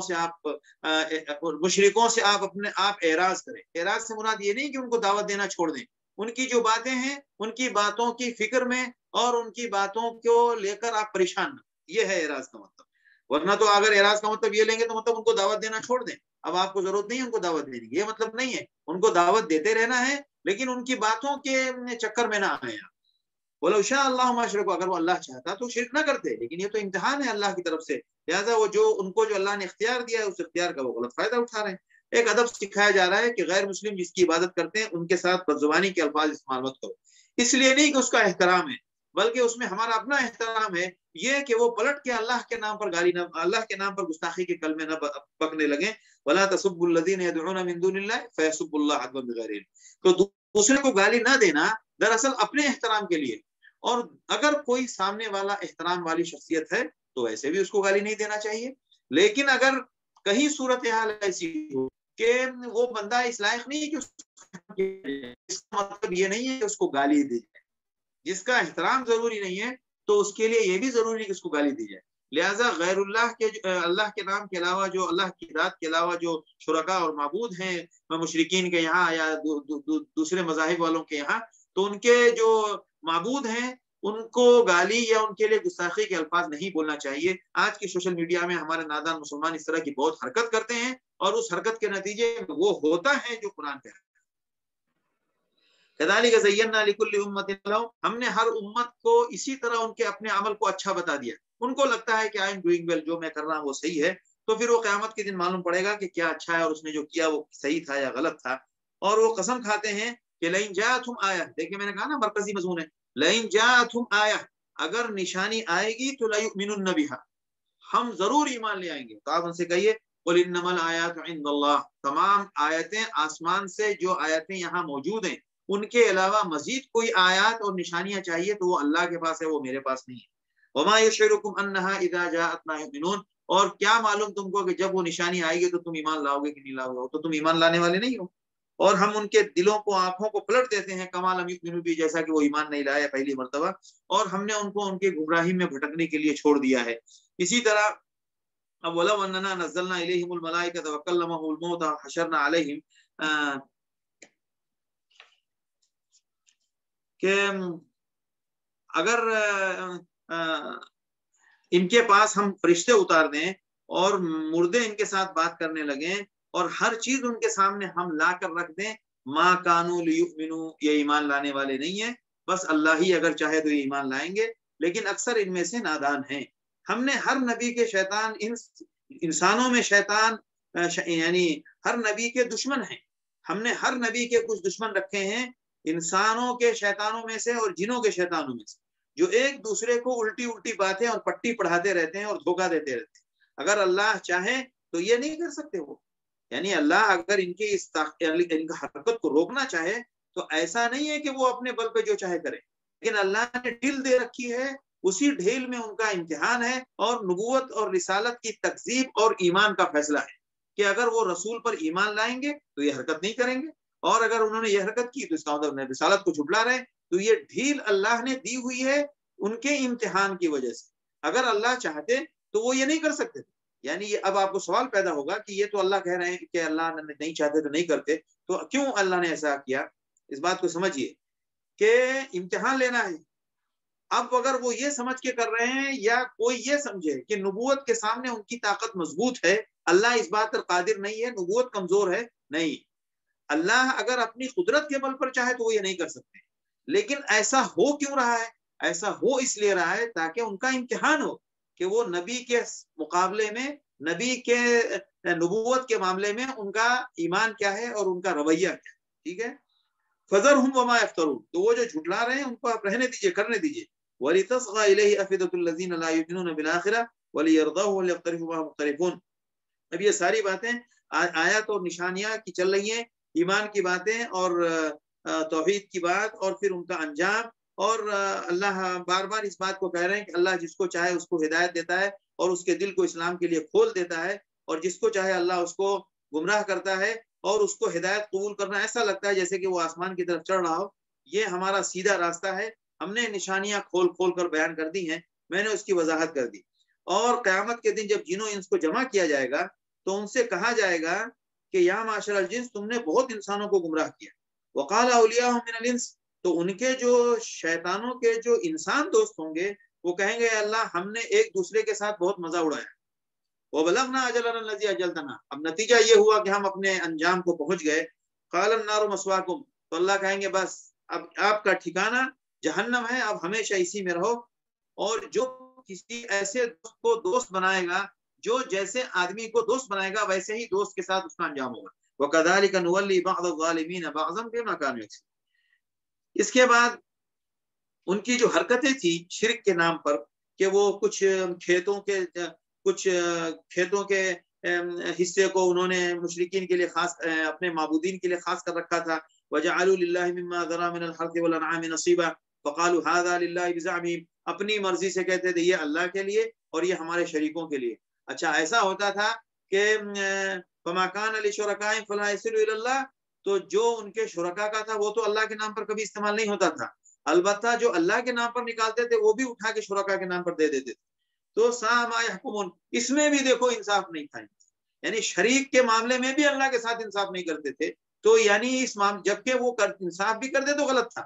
یعنی اپنے کہتے ہیں نا وہ ہمارے پاس دیہاتی جملے میں کہ بے ایمانی بھی کرو تو ایمانداری سے، تو یعنی یہ شرک کرتے تھے، شرک میں بھی سمجھ کے سیدھے نہیں، یعنی اپنے شرک میں بھی سیدھے نہیں. تو مشرک کہیں بھی سیدھا نہیں ہوگا. لہذا وَكَذَلِكَ، تو مشرکین کو تو جب انسان شرک کرتا ہے تو اس کو اسی طرح کی خرافاتی باتیں اس کے دماغ میں پٹی پڑھائی جاتی ہیں. لہذا ان مشرکین کو شیطان نے ان کے بچوں کو قتل کرنے کی پٹی پڑھا دی، لہذا وہ اپنے دیوتا کے نام پر قتل کا معاملہ ہوتا تھا. لہذا دیکھ لیں آپ یہ ستی جو ہے، ستی یہ کیا تھی؟ یہ اسی زمرے کی ایک قسم تھی. اور اس طرح کے پرانے مشرکین کے یہاں بہت ساری شکلیں تھی جو قتل کے زمرے میں کی چیزیں شیطان نے ان کو پٹی پڑھا دی تھی کہ اب وہ سب حرکتیں کرتے تھے. فَذَرْهُمْ وَمَا يَفْتَرُونَ، اور اسی طرح کہتے تھے کہ یہ جانور ہے، یہ کھیتی ہے، اس کو کوئی نہیں کھائے گا. وَأَنْعَامٌ حُرِّمَتْ ظُهُورُهَا، اور کچھ جانوروں کے لیے یہ طے کیا تھا کہ اس پر سواری نہیں کرنا ہے، اور کچھ جانوروں کے اوپر وہ اللہ کا نام لیے بغیر ذبح کرتے تھے سارا کا. وقالو، اور کچھ جانوروں کے بارے میں یہ کہتے تھے کہ یہ صرف اس کا دودھ یا گوشت مرد کھائیں گے اور یہ ہماری بیویوں پر حرام ہے، اور اگر مردہ ہے تو پھر سب کھائیں گے. یہ سب اپنی اپنی طرف سے انہوں نے طرح طرح کی باتیں کر رکھی تھی. اور جنہوں نے اپنے بچوں کو بغیر علم کے بیوقوفی میں قتل کیا اور اللہ کے رزق کو حرام کیا، اللہ پر جھوٹ باندھتے ہوئے، وہ سب گمراہ ہیں اور ہدایت پر نہیں ہے. پھر وہ نشانیوں کا ذکر آیا. وہی ذات ہے جس نے ان باغات کو بنایا جو بیل والے ہیں، اور ان کو بنایا جو چھپری پہ ہوتے ہیں، چھپری پہ معروشات جس کو چھپری پہ لگایا جاتا ہے. اور کچھ باغات ایسے ہیں یعنی پودے جن کو چھپری کی ضرورت نہیں ہوتی. چھپرا مچان سمجھتے ہیں نا، مچان جیسے انگور کے لیے مچان ہوتا ہے، اور بہت سارے بیل والے پودوں کے لیے مچان کی ضرورت نہیں ہوتی ہے. وہ زمین میں، جیسے تربوز زمین میں ہو جائے گا، خربوز زمین میں ہو جائے گا، لیکن انگور کے لیے مچان چاہیے. تو بہت سارے بیل والے ایسے باغات ہیں جس میں مچان چاہیے، کسی میں مچان نہیں چاہیے. اللہ نے کھجور بنایا، اللہ نے کھیتیاں بنائی، سب کا مزہ الگ ہے. زیتون بنایا، رمان، انار بنایا، اور سب آپس میں کچھ چیزیں ہم شکل ہیں، کچھ چیزوں کی شکل الگ الگ ہے. کھاؤ، اللہ نے جو پھل دیا ہے، جب وہ پھل کے پورے ہو جائے، اور ان کا حق پورا کرو جس دن تم وہ فصل کاٹو، اور اسراف مت کرو. اسی طرح بعض جانور ایسے ہیں جو حمولہ و فرشا، کچھ جانور ایسے ہیں جس پہ وزن لادا جاتا ہے، کچھ جانور ایسے ہیں جس پہ وزن نہیں لادا جا سکتا. اللہ کے نے جو کچھ بھی رزق دیا اس پر کھاؤ اور شیطان کے نقش قدم پر مت چلو. اسی طرح ان کی ایک حرکت تھی کہ 8 جوڑے تھے، یعنی بھیڑ میں سے نر اور مادہ، اور بکری میں سے نر اور مادہ، ان دونوں کو ذبح نہیں کرتے تھے. قل اذکرین حرم ام الانثیین، یعنی کیا اللہ نے تمہارے لیے حرام کیا ہے نر یا مادہ؟ یہ جو تم نے تقسیم کر رکھی ہے، اس کا نر حرام، اس کا مادہ حرام. ام اشتمل علیہ ارحام الانثیین، یا تم نے جو یہ طے کر لیا تھا کہ اس مادہ کے پیٹ میں جو بچہ ہے وہ حرام، وہ فلاں کے لیے حرام. یہ کہاں سے لائے تم یہ سب تفصیلات؟ ومن الابل اثنین، اسی طرح 8 میں سے 4 وہ ہو گئے، اور ادھر 4 اونٹ میں سے 2 یعنی نر مادہ، اور گائے میں سے 2 نر اور مادہ. قل اذکرین، یہ ہمارے یہاں مادہ کا، گائے کا مادہ تو ہمارے یہاں بھی ہے، اور اونٹ کا نر مادہ عربوں میں تھا. تو ام کنتم شہداء اذ حصاکم اللہ بہذا، یہ قانون جب بنایا گیا کہ یہ حرام، یہ حلال، یہ اس کا نر حلال، اس کا مادہ حلال، یہ جو تم نے تقسیمیں کر رکھی ہیں، تو کیا یہ قانون بننے کے ٹائم اللہ کے پاس تم موجود تھے کیا؟ ام کنتم شہداء اذ حصاکم اللہ بہذا، یہ سب جھوٹ کی باتیں ہیں. قرآن میں کہا گیا کہہ دو کہ میں اپنی کتاب میں حرام صرف ایک ہی چیز کو پاتا ہوں, کیا کہ مردہ ہو یا خون بہتا ہوا ہو یا خنزیر کا گوشت ہو, یہ ناپاک ہے اور کھانا ناجائز ہے, اور وہ جانور جو اللہ کے نام کے بغیر کسی اور پر ذبح کیا گیا ہو. اب اس میں سے کوئی مجبوری میں اگر محتاج ہو گیا, ضرورت مند ہو گیا, تو اللہ معاف کرنے والا ہے. اسی طرح یہودیوں کے اوپر ہم نے ہر وہ جانور جس کے ناخن تھے وہ حرام کیے, اور گائے اور اونٹنی, گائے اور بکری میں سے ہم نے ان کے اوپر چربی حرام کی, مگر سوائے ان چربیوں کے جو ان کے پیٹھوں پر ہوتی تھی, اور جو معدے کے ارد گرد جو جھلی ہوتی ہے چربی کی وہ, یا جو ہڈیوں کے ساتھ چربی ملی ہوئی ہے وہ چربی حلال تھی. باقی خالص چربی بدن میں جہاں کہیں بھی ہے وہ ان کے لیے حرام تھی. یہ ان کی حرکت کی وجہ سے ہم نے کیا. لہذا یہ ساری باتیں شرک کے تردید میں اور اپنی طرف سے حرام حلال کی حرکت کی وجہ سے. اب کہتا ہے قل ہلم شہداکم الذین یشہدون ان اللہ حرم ھذا, آپ کے پاس کوئی گواہی ہے کہ اللہ نے اس کو حرام کیا ہے؟ فإن شہدوا, اگر وہ لوگ کہتے ہیں کہ ہاں بھائی ہمارے پاس یہ گواہی, تو جھوٹ بولتے ہیں. فلا تشہد معہم, آپ کہیں کہ ہرگز ایسا نہیں ہے. اور جو لوگ اللہ کی نشانیوں کو جھٹلاتے ہیں اور آخرت پہ ایمان نہیں رکھتے, وہم بربہم یعدلون, وہ اپنے رب کے ساتھ شرک کر رہے ہیں. آپ ان سے کہیے کہ اللہ آؤ میں تم کو بتاتا ہوں اللہ نے تمہارے اوپر کیا حرام کیا ہے. شرک حرام ہے, والدین کے ساتھ حسن سلوک کرو, اپنے بچوں کو خرچے کے ڈر سے قتل مت کرو, تمہارا اور تمہارے بچوں کا رزق اللہ دیتا ہے. اور فواحش کے قریب مت جاؤ, چاہے ڈھکے ہوئے ہوں چاہے واضح ہوں. اور کسی کو قتل مت کرو, ناحق کسی کا قتل مت کرو, یتیم کے مال کو مت کھاؤ, اور ناپ تول میں کمی مت کرو. اور ہم نے جو کچھ بھی تم کو حکم دیا یہ سب تم کر سکتے ہو. لا نکلف نفسا الا وسعها واذا قلتم فاعدلوا, اور بات سیدھی کرو اور سچی کرو, گرچہ اپنے رشتہ دار کے خلاف پڑتی ہو, اور اللہ کے عہد کو پورا کرو. یہ وہ وصیتیں ہیں جو اللہ کر رہا ہے. ذالکم وصاکم بہ, اور یہ میرا سیدھا طریقہ ہے, اس کی پیروی کرو, اور دوسرے راستوں کے پیچھے مت جاؤ, ورنہ وہ راستے تم کو کہیں اور گمراہ کر دیں گے. یہ وہ نصیحتیں ہیں جو اللہ کی طرف سے ہیں. پھر ہم نے موسیٰ کو تمام پوری کتاب اتاری جو بہت تفصیل کے ساتھ ہر چیز کی ہدایت اور رحمت تھی اس میں, تاکہ لوگ ایمان لے آئیں. اسی طرح ہم نے یہ کتاب بھی اتاری. یہ پہلے کتاب کا ذکر اس لیے کیا جا رہا ہے کہ یہ بتایا جائے کہ یہ کوئی پہلی کتاب نہیں ہے. اس سے پہلے کتابوں کے اترنے کو تم جانتے ہو. جب پہلے کتاب اتری ہے تو آج بھی اتر سکتی ہے. جو ذات اتارنے والی ہے وہ شہادت پیش کر رہی ہے. وہذا کتاب انزلناہ مبارک فاتبعوہ, یہ کتاب آئی ہے آپ کے سامنے, اس کی پیروی کر, اللہ سے ڈرے. کہیں ایسا نہ ہو قیامت کے دن تم یہ کہو کہ ارے ہم پر تو کوئی کتاب اتری ہی نہیں. یہ وہ کتاب اتاری ہے تاکہ تم قیامت میں کوئی عذر پیش نہ کر سکو. اس کے بعد اب وہ بات آگے میں نے کہا تھا نا کہ نشانیوں والی بات, هل ينظرون الا ان تاتيهم الملائکہ, کیا تم یہ انتظار کرتے ہو کہ فرشتے آئیں یا تمہارا رب سامنے آئے یا اللہ کی بعض نشانیاں سامنے آئے؟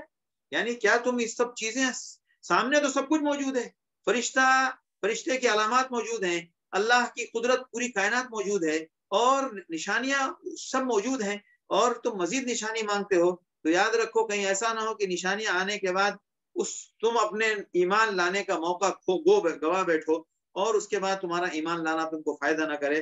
کیونکہ ایمان لانے کے بعد, نشانیاں آنے کے بعد, معجزہ دکھا دینے کے بعد پھر ایمان معتبر نہیں ہوتا ہے, پھر عذاب آتا ہے. تو قرآن نے کہا ہے کہ ان الذین فرقوا دینهم وکانوا شیعا, لوگوں نے دین کو اپنے تفریق کر دیا ہے اور بٹ گئے ہیں جماعتوں میں. اللہ, یہ سارا معاملہ اللہ کے حوالے ہے. اللہ سب کو ان کی کرتوت بتائے گا. جو نیکی لے کر آئے گا من جاء بالحسنہ فلہ عشر امثالها, اس کو 10 گنا ثواب دیں گے, اور جو برائی کرے گا اس کو صرف اس کی برائی کی سزا ملے گی. اب یہاں پر نشانیوں کے بنیاد پر اصل جو مقصد ہے اللہ کی ہدایت اور اللہ کو ماننا, ان آیت پر انہیں اس کتاب کو, اس سورت کو ختم کیا جا رہا ہے. آپ ان سے کہیے کہ میرے رب نے مجھے صراط مستقیم کی ہدایت دی ہے, ملت ابراہیم کا, اور ابراہیم علیہ السلام مشرک نہیں تھے. شرک, رد شرک یعنی توحید, اس بات توحید کی میں بتایا تھا نا کہ آیات مانگ رہے ہیں, تو یہ توحید میں رد شرک شامل ہے. اس بات رسالت میں آخرت اور توحید سب ملا جلا مضمون ہوتا ہے. تو قل ان صلاتی و نسکی, آپ کہہ دیجئے کہ میری نماز, میری عبادت اور میری زندگی موت سب اللہ رب العالمین کے لیے, اس کے ساتھ کوئی شریک نہیں ہے. مجھے اسی کا حکم دیا گیا ہے, اور سب سے پہلا اس بات کو ماننے والا میں ہوں. وانا اول المسلمین. قل غیر اللہ یبغی ربا وهو رب كل شيء, کیا میں اس رب کو, اللہ کے علاوہ کسی دوسرے رب کی تمنا کروں جبکہ وہ ہر چیز کا رب ہے. اور کوئی بھی انسان کوئی بھی حرکت کرے گا, ولا تکسب كل نفس الا عليها, تو اس کا وبال اسی کو ہوگا. اور کوئی ایک انسان دوسرے انسان کی ایک کا عذاب نہیں جھیلے گا، اور ہر بندے کو اللہ کے پاس جانا ہے۔ وَهُوَ الَّذِي جَعَلَكُمْ خَلَائِفَ الْأَرْضِ، وہی اللہ ذات ہے جس نے تمہیں زمین میں خلیفہ بنایا اور ایک دوسرے کو درجہ بلند مقام عطا فرمایا، لِيَبْلُوَكُمْ فِي مَا آتَاكُمْ، تاکہ تمہیں آزمائے، اور بے شک اللہ بہت جلد عذاب دینے پر قادر ہے، اور اللہ بہت زیادہ معاف کرنے والا اور بہت رحم والا ہے۔ اللہ کے فضل سے آج ہم نے سورہ انعام کو تھوڑے اختصار کے ساتھ مکمل کیا، اور اللہ تعالی ہمیں ہمارے لیے آسانی فرمائے اور کہنے سننے سے زیادہ عمل کی توفیق دے۔ وآخر دعوانا الحمدللہ رب العالمین۔ الحمدللہ رب العالمین۔ سامعین کرام، جیسے پہلے بتایا گیا تھا، جمعرات اور جمعہ کے دن انشاءاللہ ہمارے سوال و جواب کا سیشن مزید آدھا گھنٹہ رہ سکتا ہے یا اس سے زیادہ۔ تو اگر آپ نے تیاری کی ہے اور سوال آپ کے پاس موجود ہیں تو میں گزارش یہ ضرور کروں گا کہ آپ ہینڈ ریز کریں، کیونکہ تھوڑا مائک کھولنے میں آگے پیچھے ہو جاتا ہے، جواب پورا ختم نہیں ہوتا، بیچ میں کوئی کمنٹ آ جاتا ہے، اور آپ ایک وقت ایک سوال پورا ختم ہو جائے گا، پھر ہم دوسرا ہینڈ جو ہے مائک کھولیں گے انشاءاللہ۔ تو میں دیکھ رہا ہوں ہمارے جو ریگولر سوال پوچھنے والے ہیں وہ تیار ہے الحمدللہ۔ میں سلیم صاحب کو دعوت دیتا ہوں کہ اپنا مائک کھولیں۔ السلام علیکم توقیر بھائی، کیا حال ہے؟ خیریت سے ہیں؟ ورحمۃ اللہ۔ اچھا، مجھ سے کسی نے ایک مسئلہ پوچھا تھا تو میں اس سے کنفرمیشن آپ سے چاہ رہا ہوں کہ قرآن کو جو تلاوت کرنا ہے یا قرآن پڑھنا ہے تو قرآن کو تو ہم ہاتھ لگا سکتے ہیں باوضو، بغیر وضو کے قرآن کو ہاتھ لگا کے پڑھنا منع ہے، صحیح کہہ رہا ہوں میں؟ جی۔ اچھا، دوسری بات، اب ایک شخص ہے جو قرآن کی ریگولر اسٹڈی کر رہا ہے ایز اے جیسے آپ ماشاء اللہ آپ طالب علم رہے ہیں، ٹھیک ہے نا، اب آپ کا تو 5-6 گھنٹے جب آپ کا مدرسہ ہوتا تھا، آپ کی تعلیم چل رہی ہے، تو کیا اس صورت میں کوئی گنجائش ہے کہ بندے کا اگر وضو ٹوٹ جائے تو بجائے اس کے کہ بار بار جا کے وضو کرے، کیا وہ ڈیورنگ اسٹڈی ہاتھ لگا سکتا ہے یا وہ اس کی بھی ممانعت ہے؟ نہیں، کچھ مجبوری کی حالت میں تو اجازت ملے گی نا، اتنا سخت قانون تو نہیں ہے۔ اچھا، اور یہی صورتحال خواتین کے لیے بھی ہے؟ خواتین کے لیے ان کے ایام خاص کے علاوہ جی، تو جیسے وہ مطلب ایام سوال خاص پوچھا کے گیا لیے تھا۔ بالکل گنجائش نہیں ہے، بعض لوگ اس میں ڈھیلا پن دکھاتے ہیں۔ اچھا ٹھیک ہے، اچھا ایام خاص میں قرآن تو پڑھ سکتی ہے نا بغیر ہاتھ لگائے؟ نہیں نہیں، بالکل نہیں۔ قرآن بھی پڑھنا منع ہے؟ جی جی، جنوبی اور حائض دونوں کا حکم ایک ہے۔ مطلب یہ کہ وہ ان جو ایام ان کے ہیں اس دوران وہ قرآن دیکھ کے بھی نہیں پڑھ سکتی، ہاتھ لگانا دور کی بات ہے، وہ قرآن پڑھ بھی نہیں سکتی؟ بالکل نہیں پڑھ سکتی ہیں، اور ان کو خوشخبری دے دیجئے کہ اگر ان کے دل میں تمنا ہے پڑھنے کی لیکن اس عذر کی وجہ سے، اللہ کے حکم کی وجہ سے نہیں پڑھ رہی ہیں تو ثواب ملے گا نا، ٹینشن کرنے کی کیا ضرورت۔ اچھا، وہ دوسرا اصل میں وہ ایک مسئلہ یہ بھی آیا تھا کہ یہ فقہ حنفی کا مسئلہ ہے کہ متفقون علیہ ہے؟ یہ متفق علیہ تقریباً۔ اچھا چلو ٹھیک ہے، مطلب یہ بات مجھے بھی نہیں معلوم تھی، اور ہم یہی سمجھتے رہے کہ قرآن کو ہاتھ لگانا منع ہے لیکن اس کو ہاتھ لگائے بغیر ہم پڑھنا چاہیں وہ صرف تو بے وضو کے لیے، وہ صرف بے وضو کے لیے ہے کہ بغیر وضو کے زبانی قرآن پڑھ سکتا ہے، قرآن کو ہاتھ لگائے بغیر۔ اور یہ خواتین اور مردوں کے لیے ہے عام طور پہ، لیکن خواتین بس اپنے ایام میں نہیں پڑھ سکتی؟ ہاں، ان کے اپنے ایام، اور مرد اگر حالت جنابت میں ہے تو اس حالت میں وہ قرآن کی آیت، قرآن کے ایک دو لفظ کا مسئلہ نہیں ہے لیکن ایک جملہ مکمل نہیں پڑھ سکتا ہے۔ بس علماء نے اجازت دی ہے کہ وہ دعائیں جو بطور دعا ہیں تو ان کو بطور دعا پڑھ سکتا ہے، قرآن کی آیت کے سیاق میں نہیں پڑھ سکتا ہے۔ جیسے جزاک ربنا اللہ۔ آتنا فی الدنیا حسنہ، اس کو بطور دعا تو پڑھ سکتا ہے، لیکن اگر وہ قرآن کی آیت کے طور پر ریفرنس بتانا چاہ رہا ہے کہ بھئی یہ آیت جو ہے سورہ بقرہ میں ہے اور پوری آیت پڑھ ڈالے تو نہیں پڑھ سکتا ہے۔ اچھا، دوسرا سوال اس کے بعد میں نہیں پوچھوں گا، ظاہر ہے بھی اور لوگ بیٹھے ہوئے ہیں، کہ وہ زمین کے مسئلے پر کل بات ہو رہی تھی زکوٰۃ کی، تو میرے خاص مطلب میرے بہنوئی جو ہیں وہ ریئل اسٹیٹ کا کام کرتے ہیں، میرے بہنوئی، تو وہ بتا رہے تھے کہ اب انہوں نے وہاں پاکستان میں پوچھا ہوا ہے کہ وہ کہتے ہیں کہ جو زمین بھی آپ نے خرید کے رکھی ہے تجارت کی غرض سے کہ میں اس کو بیچ کے پیسہ کماؤں گا، گھر بنانے کی نیت نہیں ہے، تو اس زمین پہ زکوٰۃ ہے یا نہیں ہے؟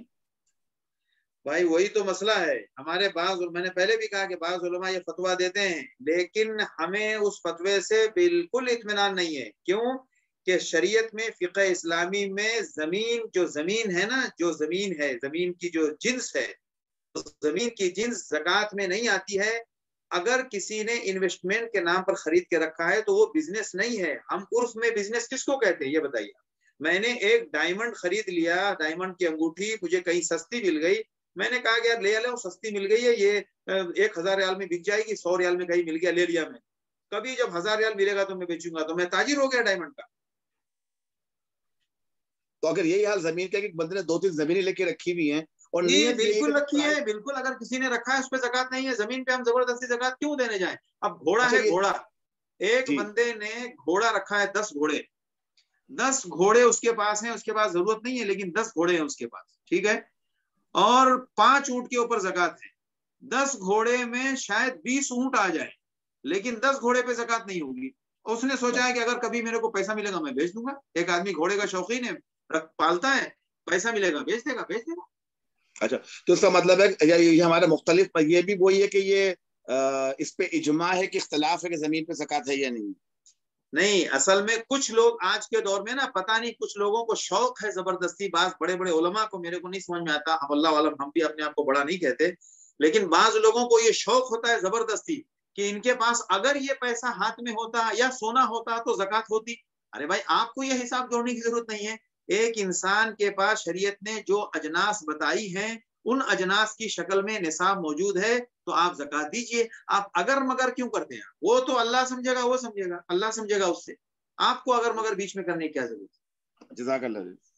بات سمجھ میں آئی؟ یہ ہمارے جی خاص طور سے ہمارے ہندوستان کے بعض علماء کو ایک ضد ہے، ضد کہ نہیں یہ پیسہ اگر انہوں نے جان بوجھ کے، انہوں نے جان بوجھ کے کیا ہے، اب یہ خود بتائیں کہ 11 مہینے تک آپ کے پاس سامان موجود تھا، 11 مہینے کے بعد آپ نے اگر کسی ضرورت میں پورا پیسہ استعمال کر دیا، 11 مہینہ ہونے کے باوجود آپ ایک دم قریب تھے، زکات آپ کے اوپر نہیں ہوگی، وہ سال نہیں گزرا۔ وہی بات ہے، پاکستان انہوں نے پوچھا اور ہر کوئی نے وہی جواب دے رہا ہے کہ زکات ہے، کیونکہ وہ کہتے ہیں یہ مال تجارت ہے۔ نہیں، مال تجارت، سنیے، مال تجارت ہوگا، کب مال تجارت ہوگا؟ میں نے کل بھی کہا تھا، جیسے کوئی بندہ کام ہی یہی کرتا ہے، جیسے وہ زمین اس نے انویسٹ، جیسے میں نے، آپ نے، ہمارے پاس کبھی پیسہ تھا، ہم نے ایک پلاٹ لے کے خرید کے رکھ دیا، یہ تجارت نہیں ہے، تجارت یہ ہے کہ اس کا روزگار ہی ہے، یہ وہ روزانہ ادھر سے خریدا ادھر بیچا، ادھر سے خریدا ادھر بیچا، ادھر سے خریدا ادھر بیچا، جس کو بزنس بولتے ہیں، جس کو ریئل اسٹیٹ بولتے ہیں، جو پلاٹ کا بزنس ہے، اس پہ تو زکات آئے گی۔ ٹھیک، سمجھ میں آ گیا، جزاک اللہ، کلیئر ہو فرق گیا، سمجھ میں آیا نا؟ آپ کلیئر ہو گیا، مطلب میرے پہ نہیں ہے، ریئل اسٹیٹ والے پر ہے۔ ہاں، ریئل اسٹیٹ، جو ریئل اسٹیٹ کا کام کرتے ہیں، اب بھلے سے میں نے ایک زمین خریدی، گھر نہیں بنانا ہے، میں نے سوچا کبھی یار پیسے ہیں، ابھی تو 10 لاکھ کی زمین ہے، پڑے رہیں گے تو پتہ نہیں اس کا کیا ہو، 10 لاکھ کی زمین ہے، 10-20 سال کے بعد اگر اللہ نے کبھی ضرورت پڑی تو یہ 10-20 لاکھ کے بعد 50 لاکھ کا ہو جائے گا، اتنا میں بزنس کر کے تو کماؤں نہیں کماؤں اللہ جانے۔ اب وہ بھی نہیں معلوم ہے کہ وہ زمین بھی کبھی لٹ جائے، کبھی کوئی قبضہ کر لے، وہ تو سب انسان کی نیت کے اوپر ہے، جی لیکن مان جزاک لیجئے اگر 10-20 سال کے بعد وہ 25 لاکھ کا ہو گیا، اب کوئی بولے نہیں جناب آپ نے یہ اس لیے خریدا ہے، رکھا ہے کہ آپ اس کو بیچیں گے، لہٰذا آپ ہر سال اس پہ زکات دیجئے، وہ مال نامی ہے ہی نہیں۔ جزاک اللہ سر، بڑا کلیئر ہو گیا، یقین کریں اب تک یہ نہیں پتا تھا میں وہ نا نہیں، ہر کوئی مجھے معلوم ہے، بعض علماء، بعض مفتی جواب دیتے ہیں، لیکن میں نے اس پر خوب غور کیا، خوب کھنگالا، لیکن یہ جن سے زمین اجناس ہوتی ہے نا، اجناس، جیسے ہیرے جواہرات کے اوپر زکات نہیں ہے، وہ زکات کی جنس میں نہیں ہے، لیکن اسی کا اگر آپ بزنس شروع کر دیں گے تو زکات ہو جائے گی۔ حالانکہ عموماً میں میرا تو خیر سونے بازار سے کنیکشن ہے، آپ کو معلوم ہونا چاہیے کہ کبھی کبھی ایک انگوٹھی میں ہیرے کی قیمت ہوتی ہے 1000 ریال اور سونے کی قیمت ہوتی ہے 20 ریال، جی تو 20 ریال والا سونا زکات کی جنس ہے، اور 980 ریال والا جو ہیرا ہے وہ زکات کی جنس نہیں ہے۔ اللہ نے خیال رکھا ہم سب کا۔ نہیں، اصل میں ہیرا کوئی ویلیو کی چیز ہی نہیں ہے، ہیرا اصلاً شریعت نے جس کو جو قانون بنایا نا، ماننے کی بات، ہیرا اصلاً دیکھا جائے تو اس کی کوئی حیثیت نہیں، وہ ایک پتھر ہے بس، یہ ہم نے مارکیٹ ویلیو بنا دی ہے۔ جیسے ابھی ایک ہاتھ سامعین کو ایک بات سمجھا دوں، یہ جو 52.5 تولہ چاندی اور سونے کا جو فرق ہے کہ آج 1 گرام نہیں، آدھے گرام میں 52.5 تولہ چاندی آ جائے گی، اور 7.5 تولہ کتنا فرق ہے، لیکن قدرت کا جو نظام ہے، شریعت نے جو بنایا ہے، ایکچوئل ویلیو کے اعتبار سے 52.5 تولہ چاندی اور 7.5 تولہ سونا برابر ہیں، لیکن ہماری مارکیٹ کی شرارت نے ستیہ ناش کیا ہوا ہے۔ ابھی دیکھیں نا آپ، ہمارے انڈیا کی جو اکنومی کا حال ہے، ہمارے انڈیا کا 1 ریال 500 ریال 500 روپیہ بننا چاہیے ابھی، جی انڈیا پاکستان میں 400 اندر کی شرارت سے وہ ٹھہرا ہوا ہے، یہ میں بتا دوں آپ. اللہ رحم کرے. جزاک اللہ جزاک اللہ. جی جی شہزاد صاحب آپ سوال کریں، اپنا مائک انمیوٹ کر کے سوال. جی السلام علیکم ورحمۃ اللہ وبرکاتہ. وعلیکم السلام ورحمۃ اللہ. یہ مولانا ایک جنرل سوال ہے جو اکثر جس پر میں خود غور کرتا رہتا ہوں، جب حالات پر میں جب سوچتا ہوں کہ جو زکوٰۃ کی بات چل رہی ہے، تو یہ زکوٰۃ کا جو مطلوبہ نظام ہمارے پاس چل رہا ہے، جو نظام ابھی فی الحال چل رہا ہے، تو یہی زکوٰۃ کا مطلوبہ نظام ہے جو اسلام چاہتا ہے؟ نہیں سمجھا مطلب. زکوٰۃ کا جو ابھی سسٹم چل رہا ہے، ایک آدمی اپنی زکوٰۃ ادا کر دے رہا ہے، اللہ اللہ خیر صلی اللہ، کسی کو مل رہی ہے کسی کو نہیں مل رہی ہے، تو اسلام کا زکوٰۃ سے یہی مطلوب ہے کیا؟ اس مطلوبہ نظام کے بیڑا غرق کرنے میں میرا بھی ہاتھ ہے، آپ کا بھی ہاتھ ہے، عوام کا بھی ہاتھ ہے، جو زکوٰۃ کے مسائل جانتے ہیں بتاتے ہیں ان کا بھی ہاتھ ہے. شریعت کا قانون تو اتنا پیارا ہے، لیکن افسوس کی بات کہ ہمارے ہندوستان میں اس کا کوئی نظام اجتماعی نہیں ہے، کوئی کسی کی سنتا نہیں ہے. ہر آدمی اپنی مرضی سے زکوٰۃ جمع کرتا ہے، ہر آدمی اپنی مرضی سے استعمال کرتا ہے، اور ہم آپ بھی زکوٰۃ کے دینے میں کتنے غافل ہیں آپ دیکھ لیجیے. میں نے کل ہی یاد دلایا نا کہ ہر کمپنی کو سال کا ٹیکس جمع کرنے کے لیے اس کو اس کا مہینہ معلوم ہے، اس کو اپنی ملکیہ کا مہینہ معلوم ہے، اس کو اپنی گاڑی کا مہینہ معلوم ہے. اگر کبھی ضرورت پڑی تو اپنی برتھ ڈیٹ کے لیے، ڈیٹ آف برتھ کے لیے کہیں نہ کہیں سے پورے ہندوستان سے ڈھونڈ کے وہ کاغذ نکال لے گا، لیکن اس کو اپنی زکوٰۃ کے سال کا پہلا مہینہ معلوم کرنے کی فرصت نہیں ہے. صحیح ہے کہ نہیں صحیح ہے؟ تو اصل میں زکوٰۃ کا نظام تو حقیقت میں بہت گڑبڑ ہے. ہمارے ہندوستان میں دیکھیں نا، سب سے پہلے نظام کی گڑبڑی، پورا ملک، پورے لوگ، حتیٰ کہ اب ہمارے عرب میں بھی رمضان کو زکوٰۃ سے جوڑ دیا ہے، ہر مال میں کاؤنٹر لگا دیا ہے زکوٰۃ وصول کرنے کا، جبکہ وہ 12 مہینے ہونا چاہیے. اب آپ لوگوں کے دماغ میں یہ میسج دے رہے ہیں کہ زکوٰۃ رمضان میں نکالنی، آپ نے کاؤنٹر 12 مہینہ رکھنا چاہیے، 12 مہینے اس کی تبلیغ کرنی چاہیے کہ بھائی سب لوگ اپنا اپنا حساب نکالیں اور کس مہینے میں آپ کی زکوٰۃ ہو رہی ہے. اللہ کا نظام دیکھیں کتنا پیارا ہے، زکوٰۃ کو پورے سال میں رکھا ہے، اللہ نے گھمایا ہے تاکہ محتاج کو ہمیشہ زکوٰۃ کی رقم پہنچتی رہے. ہمارے یہاں تو کیا ہے، پورا اکٹھا کر کے ایک کنواں ڈالو، رمضان کے کنویں میں سب لا کے ڈالو. تو نظام تو زکوٰۃ کا واقعی بہت گڑبڑ ہے، اور زکوٰۃ کے نام پر ہندوستان میں ایک تو دی نہیں جا رہی ہے بہت، اور دوسری جو دی گئی ہے اس میں سے ایک بڑی تعداد مدرسوں کے نام پر جو گئی ہے وہ بے جگہ گئی ہے. زکوٰۃ کے مصارف ہمارے اپنے اقربا، ہمارے افراد پہلے ہیں، افراد. اور اگر کسی دوسرے پہلو کی طرف پوچھنا چاہ رہے ہیں تو بتائیے. اس میں جو عاملین علیہ ہے، تو جو عاملین یہاں پر آتے ہیں زکوٰۃ کی وصولی کے لیے، تو وہ عاملین کو الگ سے بھی ہم دے سکتے ہیں، یا وہ ان کا اپنا جو سیٹنگ ہے وہ اپنا مدرسوں سے؟ نہیں، الگ سے آپ ہرگز نہیں دے سکتے. وہ زکوٰۃ وصول کر کے جہاں لے جا رہے ہیں، وہ زکوٰۃ کے وصول کر کے جہاں جمع کریں گے، ہم نے ان کو اپنا وکیل بنایا ہے، لہٰذا وہاں سے ان کو ملے گا. وہاں سے وہ لوگ زکوٰۃ کی وصول کرنے کے لیے جنہوں نے بھیجا ہے، وہ جو ان کا معاوضہ دیں گے وہ زکوٰۃ میں سے ان کو دے سکتے ہیں. اچھا جی. لیکن افسوس کی بات ہے، پہلے یہ بتائیے کہ ہمارے یہ حضرات جو زکوٰۃ لے کے جاتے ہیں، ان میں سے کتنے ہیں جن کا رجسٹر بہت سیپریٹ ہے زکوٰۃ کا اور نان زکوٰۃ کا؟ میں دعوے کے ساتھ کہتا ہوں 90% لوگوں کا زکوٰۃ کا سیپریٹ، ان کو پتہ ہی نہیں. وہ تو یہاں سیدھا زکوٰۃ لیتے ہیں، فلاں صاحب کسی نے پوچھا، کسی نے نہیں پوچھا، لیا جیب میں رکھ لیا. کتنا خراب نظام ہے اللہ. یہ تو میں نے الحمدللہ 10 12 15 سال سے بہت محنت کی ہے، تب جا کے چند مولویوں کو دیکھا شرما حضوری میں، میرے درس میں تو وہ سیپریٹ کرتے ہیں زکوٰۃ اور نان زکوٰۃ کو. باقی باہر سے ہاں بھائی مدرسے کی یہ ضرورت ہے، ٹھیک ہے 1000 پوچھا بھی نہیں زکوٰۃ ہے کیا ہے، بس لیا رسید کاٹ کے دے دی. اور کسی نے زکوٰۃ پوچھا بھی تو لکھ تو دیا زکوٰۃ، آگے جا کے سب اپنی مرضی سے استعمال ہو.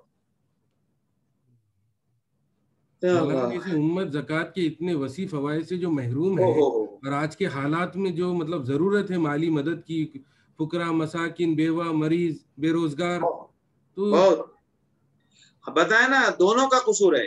ہم نے مدرسے والوں کو زکوٰۃ دی، جو حقیقت یہ ہے کہ زکوٰۃ فقراء، مساکین، بیوہ، محتاجین کو دینا چاہیے، اور مدارس بھی ہماری ضرورت ہے، ان کو زکوٰۃ نہیں دینا چاہیے. یہ غلطی ہمارے علماء سے بھی ہوئی ہے اور ہم سے بھی ہوئی.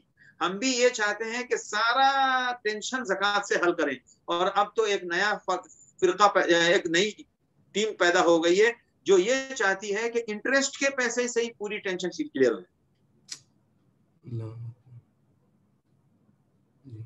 تو مولانا کوئی امید کی کرن جیسے ایک پورا خردبر جیسے واقعی مسلات واتو زکوٰۃ دونوں ساتھ ساتھ پیرلل احکام ہیں، تو کوئی امید کی کرن ہے کس طرح سے؟ جیسے پچھلے دنوں مولانا سجاد نعمانی صاحب بھی آئے تھے، وہ بتا رہے تھے کہ ہم کچھ اس پر کام کر رہے ہیں لیکن ابھی تک تو کچھ اس کا ہوا نہیں ہے. ہم آپ کریں. دیکھیے ہمارے محتاجی یہاں سے اسلامی گزر رہی ہے نظام تو تو اس ہے پر کچھ نہیں، کام تو ہونا چاہیے. ہمارے یہاں اسلامی نظام تو ہے نہیں، ہم آپ کے یہاں کریں.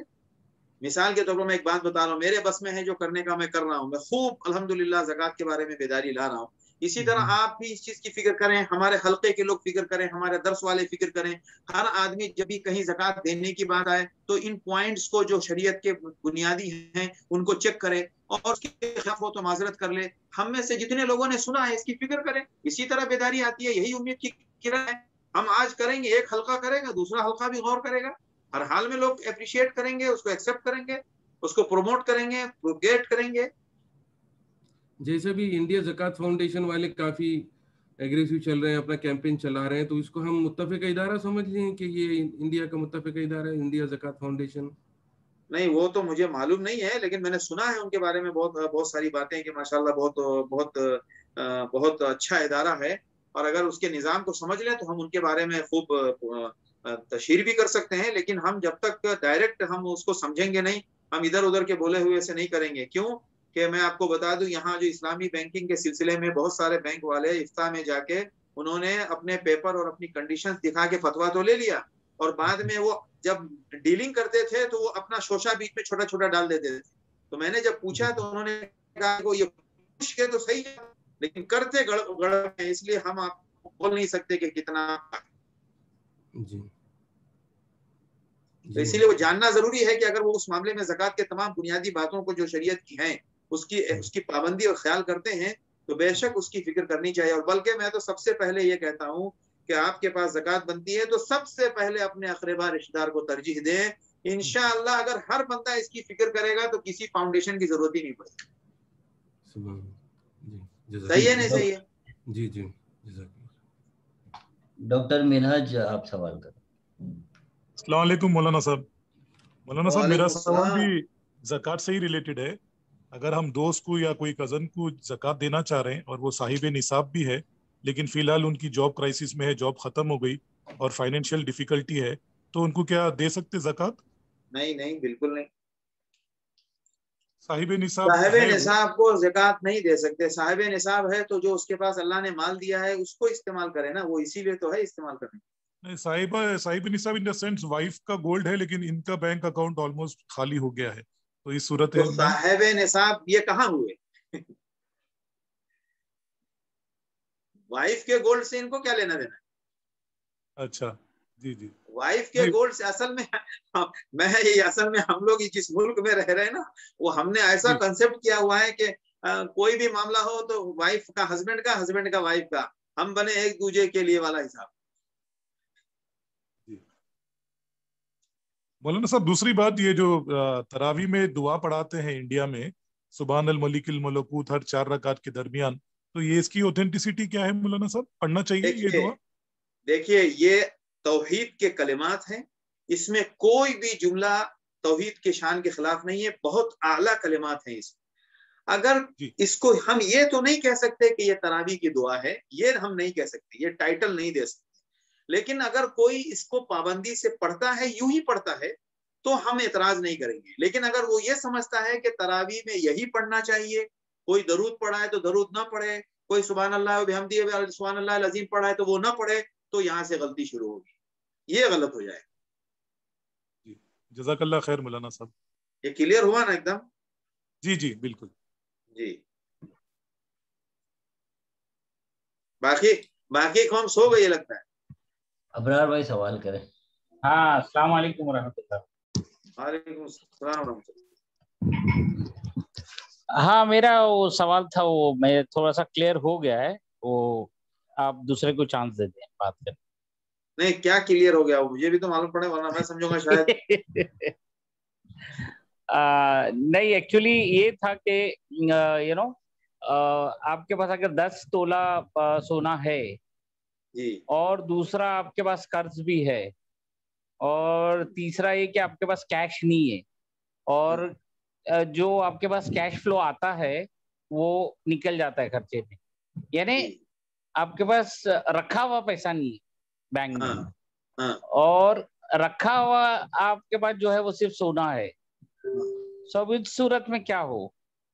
तो जो पैसा इस्तेमाल हो गया उस पे ज़कात नहीं होती है। नहीं आपने होती। साल भर में कमाया और खा गए, उस पे ज़कात हाँ। नहीं होती है। जो आपके पास ठहरा हुआ है और आप पहले उस से पे साहिब है। निसाब हैं, तो आप मान लीजिए आपके पास 10 तोला सोना है और जी। साल भर के पैसों में से उस महीने में आपने जब हिसाब जोड़ा तो आपने देखा मेरा 25,000 रुपया और भी रखा है, तो 10 हाँ। तोला सोना और 25,000 सब मिला के ज़कात है। और पैसा नहीं है तो उस पे बिल्कुल नहीं है, लेकिन वो सोने पैसा पे तो नहीं। है। हाँ, जो चीज मौजूद है उस पे होगी, चाहे पैसा उस हो, पे चाहे है। सोना हो, चाहे चांदी। और आपके पास अभी मतलब उसको निकालने के लिए, ज़कात निकालने के लिए पैसा नहीं है फिलहाल, एग्जाम्पल हाँ, अभी जिस करंट हालात के हिसाब से, हाँ, जो जॉब्स वगैरह नहीं है लोगों के पास, उस हाँ, हिसाब से अगर आपके पास अभी पैसे नहीं है, हाँ। तो उस सूरत में क्या हो? उस सूरत में उसमें का उतना पोर्शन निकाल के ज़कात दे दें। जैसे मान लीजिए अच्छा 100 ग्राम सोना है, 2.5 ठीक ग्राम है। सोना अलग करें, निकाल दें। बिल्कुल डरने का नहीं, ठीक है। सीधा तरीका है। ज़कात अपने खाते में क्यों रखने का? हमारे सही अब बात। देखिए, इसीलिए जो है ना, दूसरा मैं टैग इसीलिए लगा था और जी टैग पूछता भी इसीलिए हूँ। जी हमारे जी। यहाँ जो एक हिंदुस्तान में कंसेप्ट है, सोना बेचना नहीं, सोने को हटाना नहीं, नहीं नहीं नहीं, सोने के ऊपर ज़कात सोना है, पैसा नहीं है। अच्छा वो तो ओके। पैसा उसका अल्टरनेटिव सोल्यूशन है। हाँ, उसी को बेच के आप दे सकते हो, सही है। उसमें उसी से नहीं, एक बेचने हिस्सा। का क्या, आप हत्ता के वो सोना भी दे सकते हैं। 2.5 ग्राम सोना आप उसको आधा आधा ग्राम करके 4 मिस्किन को दे दें, या आपके बेच के देंगे तो गरीब को फायदा ज्यादा है, क्योंकि आधा हाँ ग्राम सोना सही, देंगे तो उसके किसी काम का नहीं है, लेकिन आप सही उसको है, कैश सही। देंगे तो उसके 10 जरूरत में इस्तेमाल होगा। सही है ना? हाँ सही बात, सही। जज़ाकल्लाह खैर। इसीलिए मैंने कहा ना, क्लियर हो जाना चाहिए। अभी आप जी ये जी। थोड़ी क्लियरिटी रह गई। सही है, जज़ाकल्लाह खैर। साजिद भाई सवाल। हाँ, अस्सलाम वालेकुम मौलाना, खैरियत से? सलाम। जी, ये आपने इनिशियल कुछ देर पहले ये बात बोली, लेकिन सवाल ये है कि आजकल ये औरतों के घर घर में ऑनलाइन कोर्सेज के नाम पर कुरान के क्लासेस बहुत ज्यादा हो रहे हैं। तो खुद मेरे घर में भी क्लासेस होते हैं। तो वो जो स्पेशल मतलब मंथली डेज में ये लोग बिंदास उसको हैंड ग्लोव्स पहनकर पूरा कुरान हाथ में पकड़कर 4-4 घंटे क्लास कर रहे हैं। तो अभी आपने तो नहीं बोला है, तो अभी ये कैसा इनको समझाना?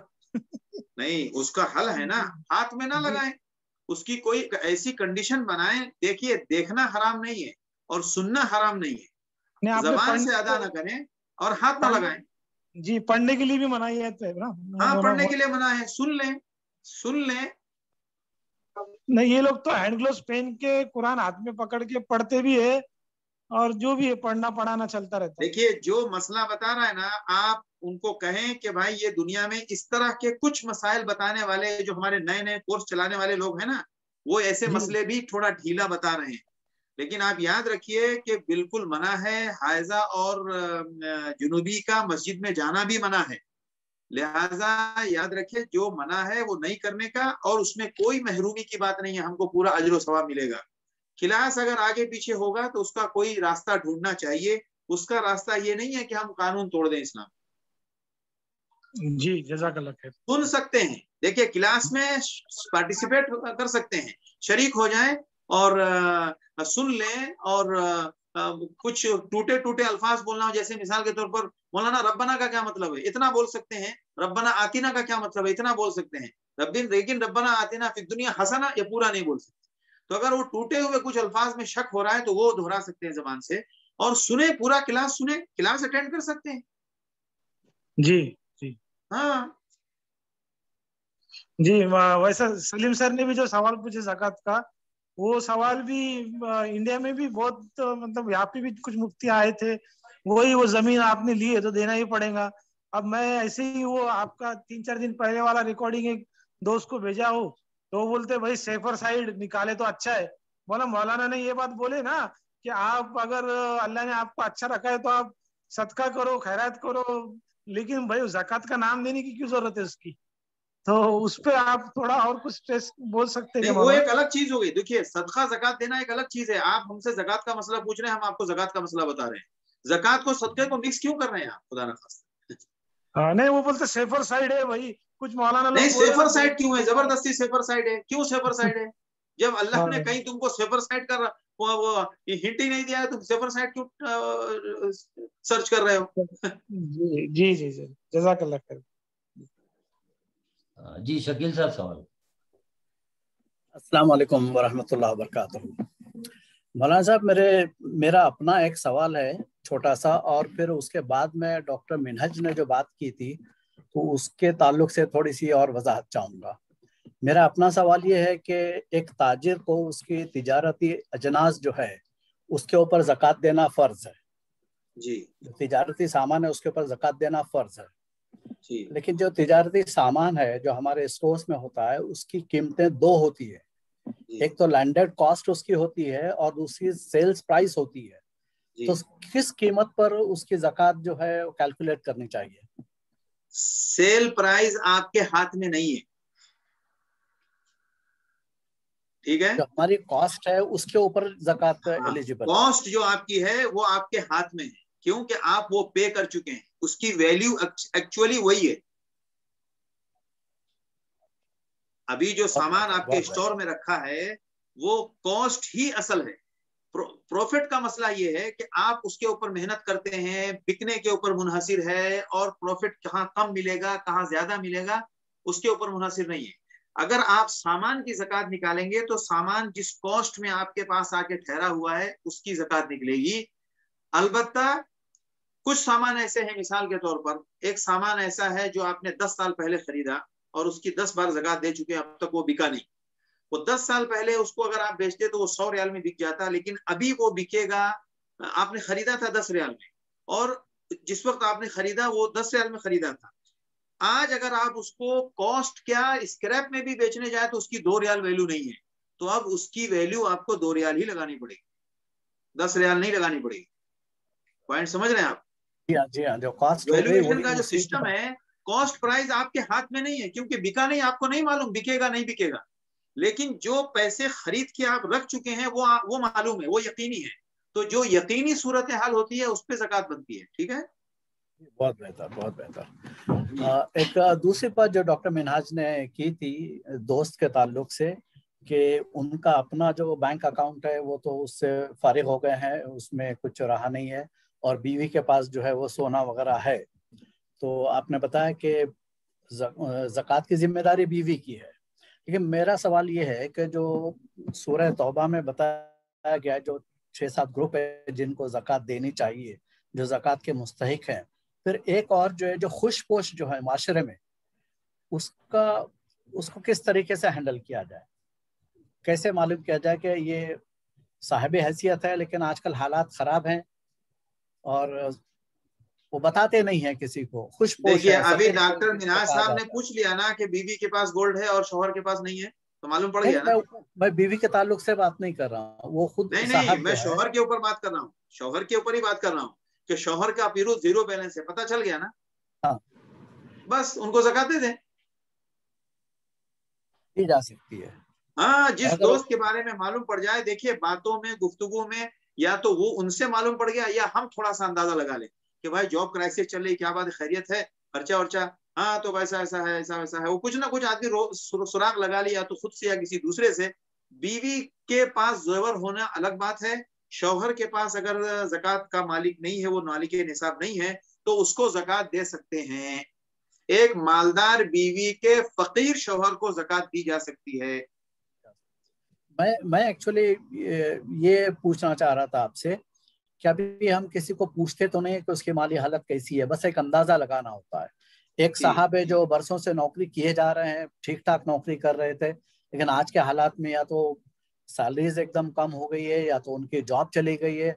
तो हमको ये पता है, हम उनको देख के समझ सकते हैं कि कुछ महीनों से उनकी जॉब नहीं है, लेकिन अब ये नहीं मालूम कि उनकी फाइनेंशियल कंडीशन का क्या हिसाब है। तो इसमें किस तरीके से उनके बारे में हम राय कायम करें? नहीं, तो वो मालूम करना चाहिए, क्योंकि कुरान ने जब हुक्म दिया है वो फर्ज है कि ज़कात का मसरफ फकीर है, तो वो फकीर होना जरूरी है। शक की बुनियाद पर किसी को मशकूक फकीर समझ के ज़कात हम नहीं दे सकते। कुरान ने यकीनी फकीर को ज़कात देने का हुक्म दिया है। تو جن کے بارے میں معلوم پڑ جائے کہ وہ حاجت سے گزر رہے ہیں یا قرضے میں ڈوبے ہوئے ہیں تو پھر دینا پڑے گا. اگر ہم کوشش کریں, اندازہ لگائیں, کچھ نہ کچھ تو راستہ اگر نہیں معلوم کر سکتے تو پھر زکوٰۃ مت دیں, پھر ایسے دے دیں, انفاق کے نام پر دینا پڑے گا. کیونکہ 2 فنڈ ہے نا ہمارے پاس, ایک زکوٰۃ کا فنڈ ہے, ایک نن زکوٰۃ فنڈ ہے, تو ایسی حالت میں نن زکوٰۃ دے دیں گے. نجمی صاحب سوال پوچھیں. یہ کلیئر ہوا؟ پہلے شکیل صاحب کلیئر ہو گئے؟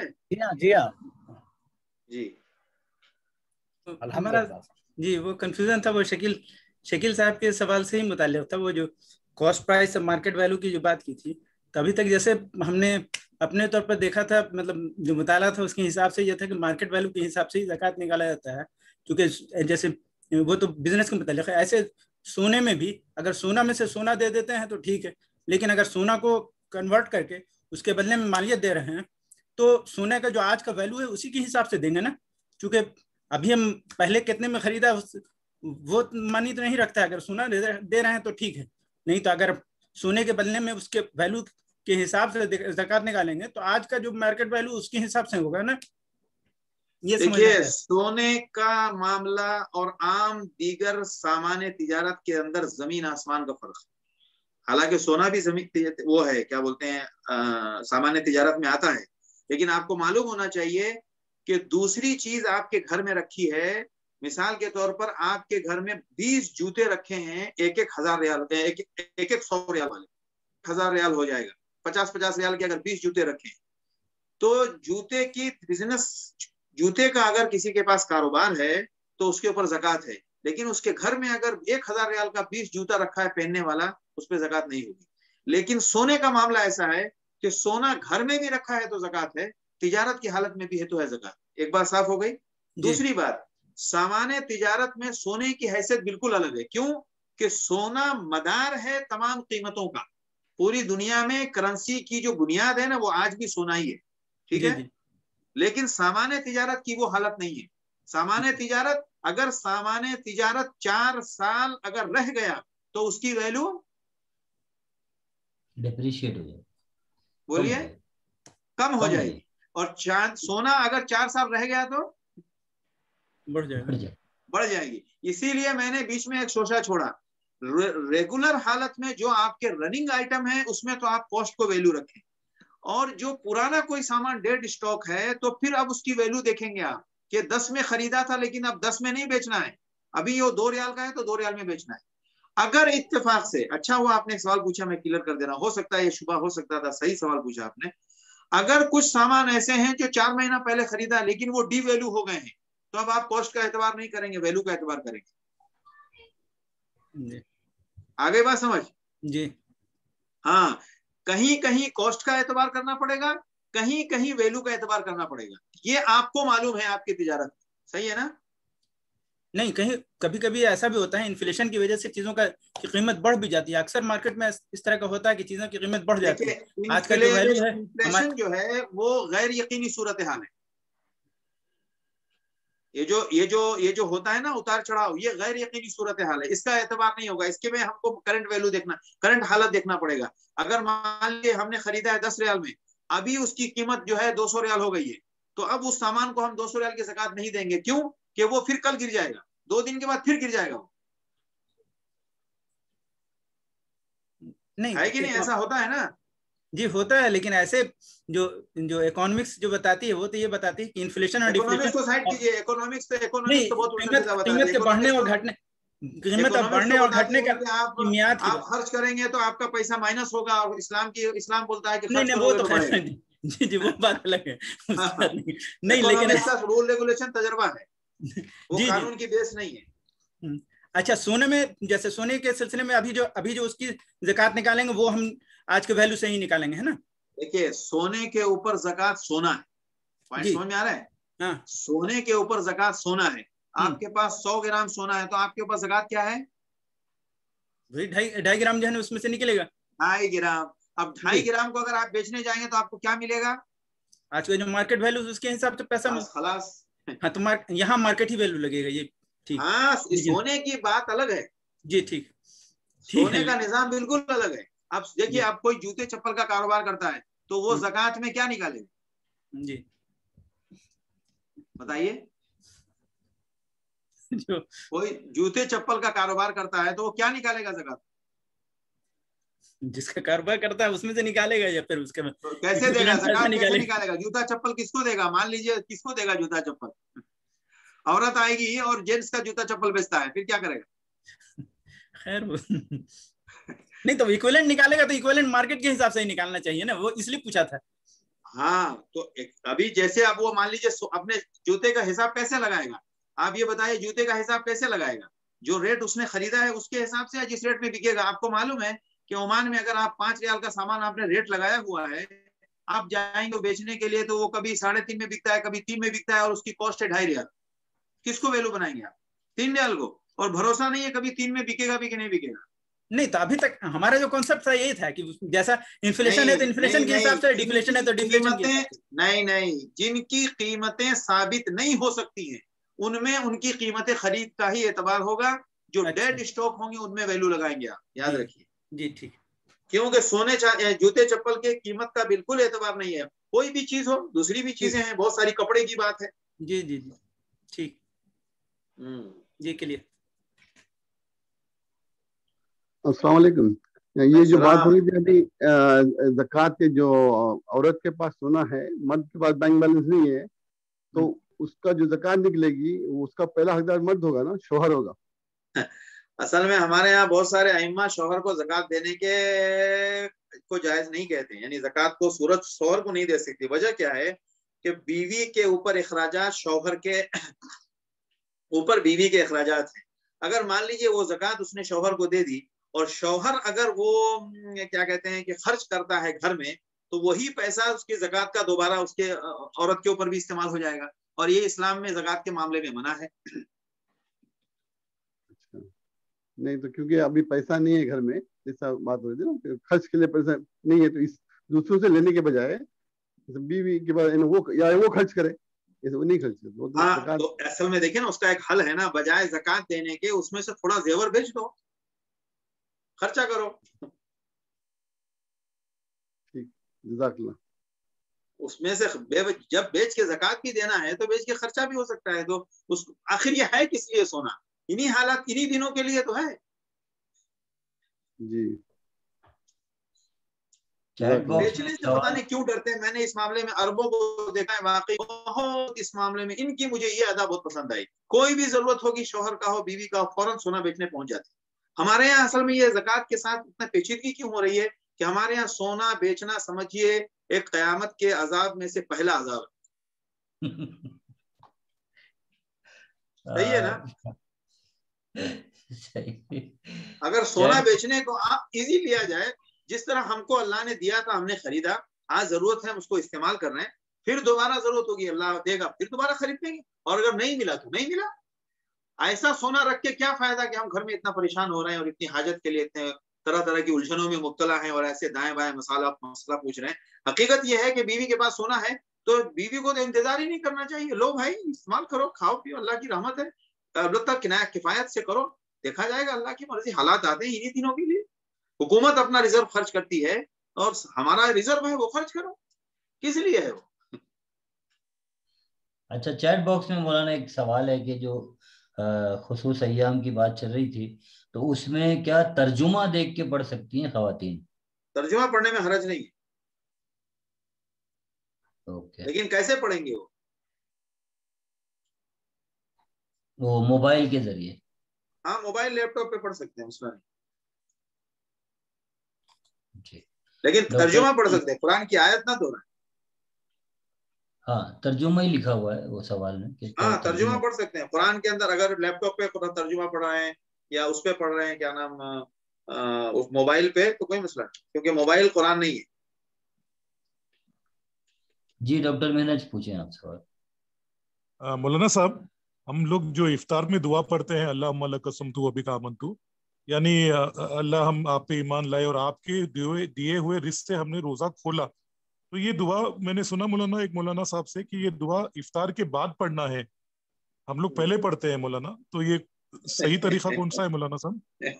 وہ صحیح بات ہے. اصل میں جو بات ہے نا وہ پہلے سے بھی مطلب درست ہے، وہ ویڈیو بھی وائرل ہوا, پہلے بھی وائرل ہوا, ہر سال ہو رہا ہے ابھی 2-4 سال سے. اصل میں حقیقت یہی ہے کہ افطار کرنے کے لیے بسم اللہ پڑھ کے افطار کرنا چاہیے, بات تو صحیح یہی ہے. اور افطار کے بعد کی جو دعا ہے وہ وہی ہے, ذهب الظمأ وابتلت العروق وثبت الاجر انشاءاللہ, اور اللهم لك صمت وبك آمنت وعليك توكلت وعلى رزقك افطرت. یہ جملہ حقیقت یہی ہے کہ افطار کے بعد پڑھنے کا سمجھ میں آتا ہے کہ اس کا مطلب موقع وہی ہے, تو کوئی حرج نہیں ہے بسم اللہ پڑھ کے اگر کوئی شروع کرے اور افطار کے بعد پڑھے. اگر کسی نے پہلے بھی پڑھ لیا تو اتنے ٹینشن کی بات نہیں ہے. وہ یہ کہتا ہے نا کہ اللہ میں نے, اصل میں اس جملے کا یہ مطلب نکلتا ہے کہ اللہ میں نے تیرے لیے روزہ رکھا اور تیرے ہی رزق پر میں افطار کر رہا ہوں, یہ بھی ترجمہ ہوتا ہے اس کا, کیا نہیں کر رہا ہوں, تیرے ہی رزق پر میں افطار کر رہا ہوں. تو یہ جملہ کہنے میں اتنا حرج نہیں, اس کو ہم حدیث میں نہیں ہے تو مان لیا, لیکن اس طرح پڑھنے سے کوئی بدعت اور خرافات کہنے سے غلط باتیں ہیں. یہ سب اچھے جملے ہیں جس کا استعمال کی اجازت دی گئی ہے, یہ دین میں اضافہ نہیں ہے. اس طرح کے جملے بولا جیسے ہم درس دے رہے ہیں تو یہ بھی بدعت ہو جائے گی. یہ سوال جواب کا سیشن, یہ سب بہت ساری باتیں آتی ہیں. وہ بات ضرور ہے کہ ہم یہ نہیں کہتے کہ وہ کہہ کے افطار کرنا چاہیے. افطار کرنے کی دعا بسم اللہ ہے, اور اگر کسی نے وہ پڑھ لیا تو کوئی مسئلہ نہیں ہے. اگر افطار کے بعد پڑھے گا تو بھی کوئی مسئلہ نہیں, جملہ اس میں غلط نہیں ہے, جیسا کہ میں نے تراویح کی دعا کے بارے میں. اور سحری کی کوئی دعا نہیں ہے نا مولانا صاحب؟ سحری کے لیے الفاظ اصل میں کیا ہوا ہے کہ پہلے جب لوگوں میں علم کی بہت کمی تھی تو بعض علماء نے اس نیت کو استحضار کرنے کے لیے وہ الفاظ بنائے تھے تاکہ لوگ اس کو کہہ کے اپنی نیت کو مضبوط کر لیں. پہلے جہالت بہت تھی, بہت ساری باتیں تھی, وہ حدیث میں کوئی نہیں ہے کہ کہتا ہے کہ حدیث میں ہے. اب یہ ہے کہ جو 100 سال پہلے جو چل رہا تھا وہ بیچارے عوام الناس کے لیے, اس کو ہم ڈاکٹر صاحب کے لیے بھی دے دیں تو یہ ذرا صحیح نہیں. جی جزاک اللہ خیر. وہ وبصوم غد نویت من شہر رمضان, بعض لوگ کہتے ہیں بھائی کل کا لفظ ہے اس میں, اور روزہ تو آج رکھ رہے ہو آپ.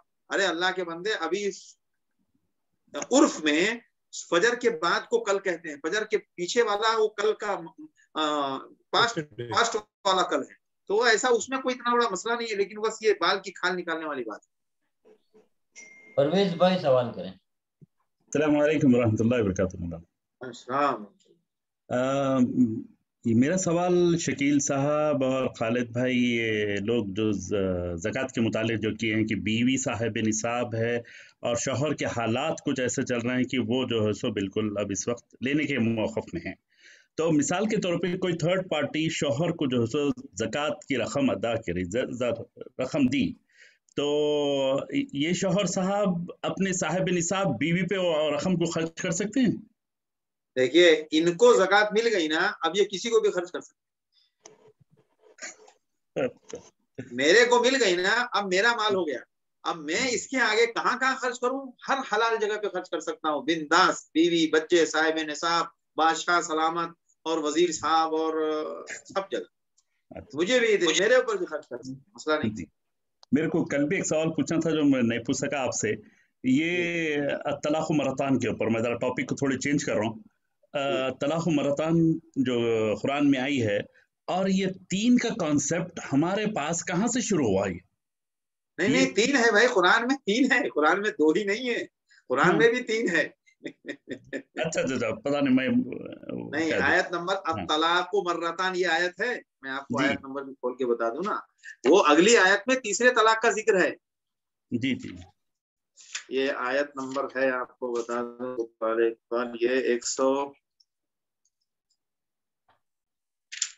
یہ 230 نمبر نہیں, یہ 229 نمبر آیت ہے سورہ بقرہ کی.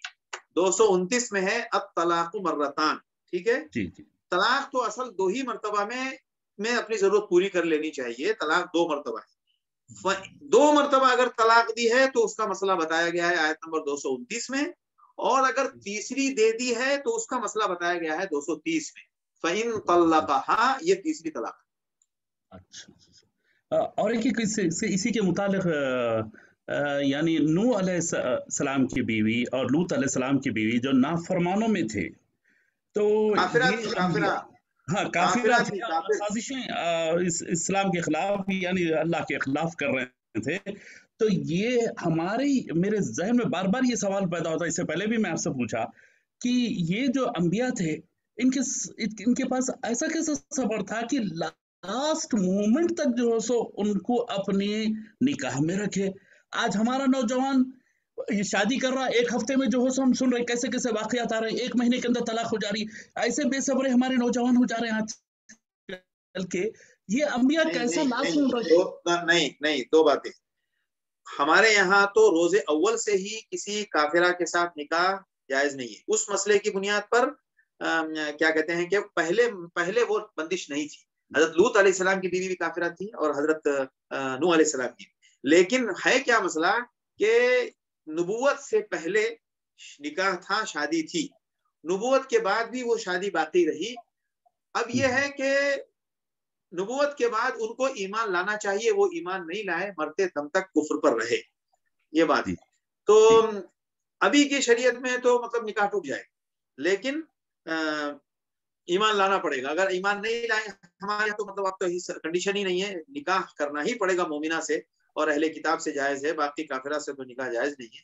अलबत्ता आपका वो पॉइंट दुरुस्त है कि अपनी बीवी को पूरी जिंदगी कुफ्र पर रहते हुए जो सबसे खतरनाक गुनाह है और सबसे खतरनाक बदअखलाकी है, उस पर बर्दाश्त की। और हमारे नौजवान कितना जल्दी तलाक औलाक के चक्कर में आ जाते हैं। ये घरेलू तरबियत और माशरे की कमी और तालीम की कमी और तौफीक की वजह से ये सब होता है। अल्लाह हिफाजत फरमाए, तलाक बहुत खतरनाक है।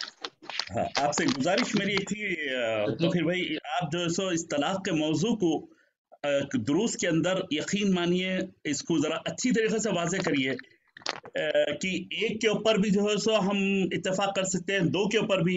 अभी तक मेरे ख्याल में आई थिंक मेजॉरिटी ऑफ हम अपनी मुस्लिम उम्मा के अंदर ये वाजे नहीं हुआ है ये चीज पहलू। नहीं, आप ये बताइए, हमारे प्रोग्राम से ज्यादा कभी पहले आपने सुना कि भाई एक तलाक पे भी पूरी जरूरत पूरी हो जाएगी?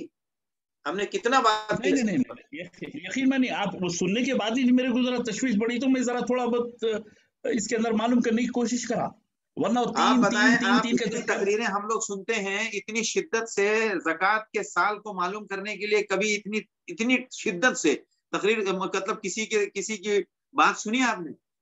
नहीं, बस अल्लाह की तौफीक है, शायद सामीन की बरकत है, सामीन का इखलास है कि अल्लाह ये मेहनत करवा रहा है। अब जाहिर सी बात है, तलाक के ऊपर भी मैंने बड़ी मेहनत की अपने तमाम हलकों में। तलाक और जो मुतल्लका या बेवा औरतें हैं उनसे शादी के लिए बगैर तकल्लुफ, बगैर झिझक के शादी करने का मिजाज, इस पर हमने हर जगह बात की है, हर प्रोग्राम में करते। जी, अल्लाह जज़ाय खैर दे, अल्लाह कबूल करे। बस अल्लाह। शकील साहब सवाल करें। ये मौलाना एक छोटी सी मुख्तसर वजाहत चाहूंगा मैं आपसे। अभी जैसा कि सोने के ताल्लुक से ज़कात की बात हो रही थी कि सोना अगर किसी के पास है तो और कैश नहीं है तो उसने बेचकर, सोने की ज़कात सोना है, सोना बेचकर फिर ज़कात अदा करनी है। लेकिन कोई साहिब हैसियत है, उसके पास सोना भी है और कैश भी है, तो वो डायरेक्ट कैश का इस्तेमाल नहीं कर सकता ज़कात देने के लिए? कर सकता है, नहीं कर सकता है। हमने ये नहीं कहा कि वो नहीं कर सकता है, हमने उनको ये कहा कि देखिए सोने की असल हैसियत ऐसी है कि किसी भी जिन्स में उस जिन्स का ही ज़कात होती है। जैसे सोने के ऊपर 7.5 तोला, यानी 7.5 तोला में से उतना निकालना पड़ेगा, यानी 20 मिसकाल में से आधा मिसकाल, 40 मिसकाल में से 1 मिसकाल, तो सोने के अंदर सोना ज़कात है। लेकिन अगर किसी के पास पैसा है, उसने अपना हिसाब जोड़ा और उसको उतने ग्राम सोने का पैसा निकाल के उसने ज़कात दे दी, अदा हो जाएगी। बिल्कुल हो। जी, ये इशरत अली कुछ पूछना चाह रहे थे, अनम्यूट करें अपने आप को इशरत अली। अस्सलाम वालेकुम मौलाना साहब। मौलाना साहब, मैं एक्चुअली वो मंथ जो आप बता रहे थे ना कि रमज़ान का महीना ही क्यों लोग लगाते हैं उसके लिए, ज़कात देने के लिए, उसका जहाँ तक मैं समझता हूँ एक रीज़न ये है कि रमज़ान के महीने में जो सवाब होता है वो बढ़ जाता है किसी भी अमल का, फर्ज नमाज का सवाब बढ़ जाता है। घट जाएगा मतलब मैंने तो ये सुना था कि मतलब बढ़ जाता है सवाब। नहीं, मैं इसीलिए मैंने कहा कि मैं पहले ही ज़हन साफ करूं।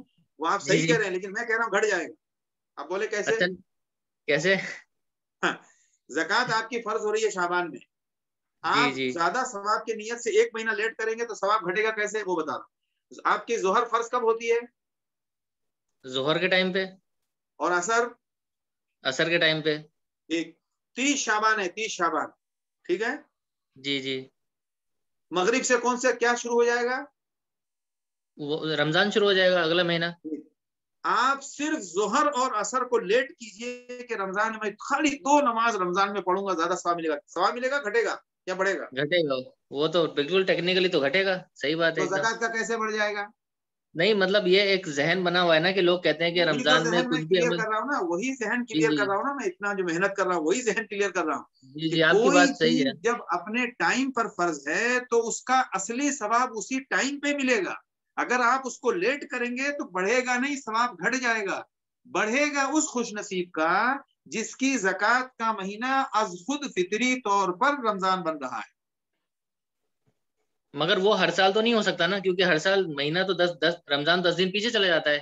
مہینہ ہر بار تو رمضان ہی کا حساب ہے. نہیں، اصل میں زکات میں بھی چاند کے مہینے کا اعتبار ہے، انگریزی مہینے کا اعتبار نہیں ہے. اچھا. ہمیں رمضان، ہمیں جتنی زکات نکالی ہے نا، ہمارے تمام اسلامی احکام جو سال والے ہیں وہ سب چاند کے حساب سے ہیں، سورج کے حساب سے نہیں ہے. ٹھیک ہے، سمجھ گیا. بالکل صحیح بات ہے آپ کی بات. تو اپنے ٹائم پہ عمل کریں گے اس کا ثواب زیادہ ہے. آپ 70 نہیں 70,000 درجے بھی مل سکتا ہے آپ کے اخلاص کی بنیاد پر. لیکن آپ اپنا لاجک سے ہم اس کو یوں آگے پیچھے کریں گے تو ثواب بڑھنے کے بجائے گھٹ جائے گا. اس لیے میں نے شروع میں ہی کہا کہ گھٹ جائے گا. بہت شکریہ. اتفاق سے کوئی خوش نصیب ایسا ہے کہ اس کا نصاب رمضان میں ہی پورا ہوا، اس کو رمضان کا ثواب ملے گا، اس کی خوش نصیبی ہے. اس کو دوسرے کو تمنا کرنے کی کوئی ضرورت نہیں ہے. ارے یار کاش کہ میرا بھی رمضان میں ہوتا. ارے آپ کو کیا پتا کہ محرم میں آپ نے خرچ کیا رمضان سے بڑا ثواب مل جائے. یہ تو اللہ. ابھی مثال کے طور پر ایک بات بتا دوں، رمضان کے 1 سال کے روزے کا ثواب کتنا ہے؟ 1000 مہینے کے برابر نہیں، وہ تو شب قدر کا ہے. رمضان کے 1 سال کے روزے کتنے دن کے لیے گناہ کا کفارہ بنتے ہیں؟ ایک مہینے کا رمضان کا جو روزہ ہے وہ کتنے دن کے گناہوں کا کفارہ ہے؟ حدیث میں جو ذکر ہے 1 سال کا. 1 سال کا. اچھا، صحیح ہے نا. حدیث میں آتا ہے کہ ایک انسان ایک رمضان میں روزہ رکھے تو اللہ اس کے 1 سال کے گناہوں کو معاف کر دیتے. ٹھیک ہے. کتنے روزے ہوتے ہیں؟ کم سے کم 29 روزے ہوتے ہیں.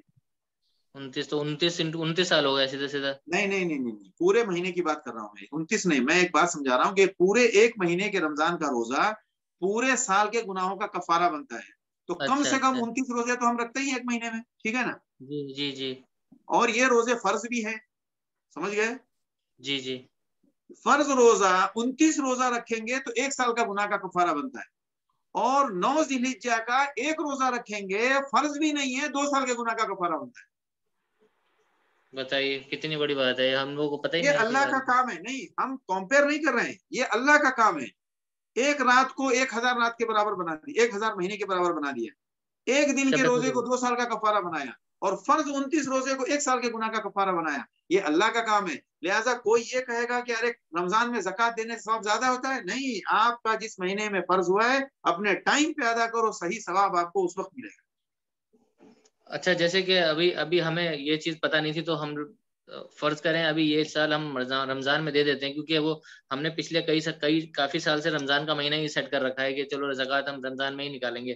تو اب کیونکہ ذہن صاف نہیں ابھی تک، مطلب پتہ نہیں تھا، اب پتہ چل گیا. تو اب جب ہمارا ایگزیکٹ بنتا ہے تو ہم انشاءاللہ نیکسٹ جو دیں گے وہ ایگزیکٹ مہینے پہ ہی دیں انشاءاللہ. تو میں وہی مطلب سمجھنا چاہتا تھا کہ یہ ٹھیک رہے گا، کیونکہ اب تو وہ ٹائم نکل چکا ہے. دسمبر میں آتا ہے وہ جو ہمارا ویسے دسمبر ہے، تو دسمبر کو گیا ہوئے 4 مہینے ہو گئے. تو اب ہم اس میں اگلے بار دیں گے تو دسمبر میں دے دیں گے. یہ نہیں تو آپ اس بار کیوں نہیں دیں گے؟ جب آپ کا مہینہ دسمبر سمجھ میں آ رہا ہے تو آپ دسمبر میں دیجیے. دسمبر میں انگریزی عربی مہینہ کون سا ہے اس کے حساب سے عربی مہینہ اپنا فٹ کر لیجیے. نہیں تو وہ دسمبر تو 4 مہینے پیچھے چلا گیا، وہ چلا گیا نا، وہ کوئی گزر مسئلہ گیا. نہیں، کوئی مسئلہ نہیں ہے. 4 مہینہ پیچھے چلا گیا نا. آپ زکات دے دیں پچھلے سال کی، آپ زکات ابھی دے دیں، آپ زکات ابھی دے دیں. ہاں، اچھا آپ یہ کہہ رہے ہیں کہ مطلب ہم ابھی پچھلے سال والی زکات رمضان میں نکال دے رہے ہیں، اگلے سال والی اپنے ٹائم پہ دیں گے. ہاں بالکل، دسمبر میں دیں گے. جی وہی کہہ رہا تھا میں. لیکن آپ دسمبر کو نا عربی مہینے کے ساتھ سیٹ کر لیجیے. آپ دسمبر بھول جائیے، عربی مہینہ سیٹ کیجیے. وہ کون سا عربی مہینہ ہے دسمبر میں؟ عربی مہینہ آتا ہے جو دسمبر میں عربی مہینہ آتا ہے وہ یاد رکھیں گے بھائی اس مہینے میں. بس وہی یاد رکھیے گا. اس سال سے دسمبر میں جو عربی مہینہ تھا اس مہینے کو یاد کر لیجیے. 4 مہینہ پہلے ابھی شعبان رمضان ہے نا، شعبان، رجب، جمادی الاولیٰ، جمادی الاول. آپ کا مہینہ جمادی الاول ہے. جمادی الاول انشاءاللہ. ٹھیک، بہت شکریہ. جی.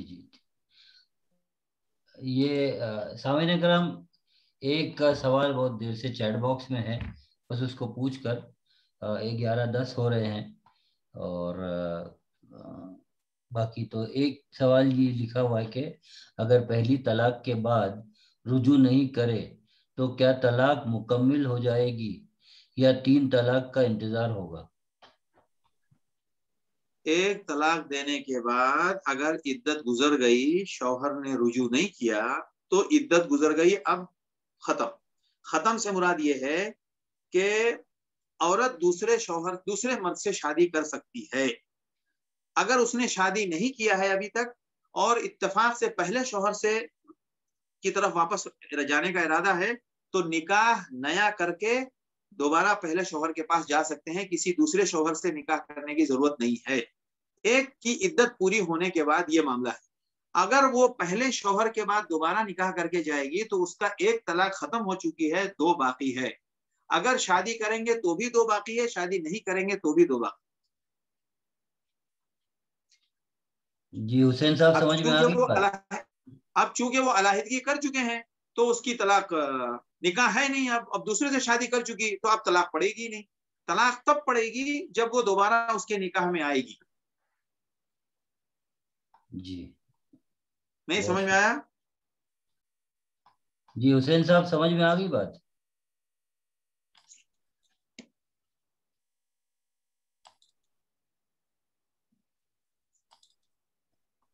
تو دوسروں کو سمجھ میں آ گئی تو بھی چلے گا۔ ہاں صحیح، نہیں بات تو کلیئر ہو گئی الحمدللہ۔ اچھا سوال تھا، کلیئرٹی تھی اس میں۔ اب اور کوئی ہینڈ تو سارے ہو چکے ہیں سوال، اور الحمدللہ 1 گھنٹہ تقریباً سوال جواب کا سیشن رہا الحمدللہ۔ سامعین کرام، یہ سیشن ہمارا کل سے جو ہے واپس 15 منٹ کی باؤنڈری میں آ جائے گا، تو آپ مخصوص سوال پوچھیں، اور شاید ہم 1 یا 2 سوال ہی پھر کریں گے، اور پھر اگلے تھرسڈے یا فرائیڈے آپ کو مزید موقع ملے گا۔ الحمدللہ ان سوال جواب سے کافی کچھ سیکھنے مل رہا ہے، زکوٰۃ اور دیگر جو مسائل ہے معاشرے میں جو ہے رائج۔ آج کے بہت اچھے سوال تھے، ان کو ہم جو ہے وہ یوٹیوب پہ اپلوڈ کریں گے، تو آپ ضرور بضرور اپنے دوست اور احباب اور رشتہ داروں سے اسے شیئر کریں۔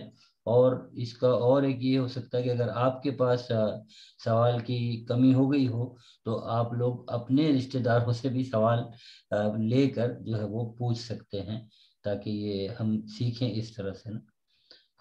جی کل انشاءاللہ 15 منٹ کا سیشن رہے گا سوال جواب کا۔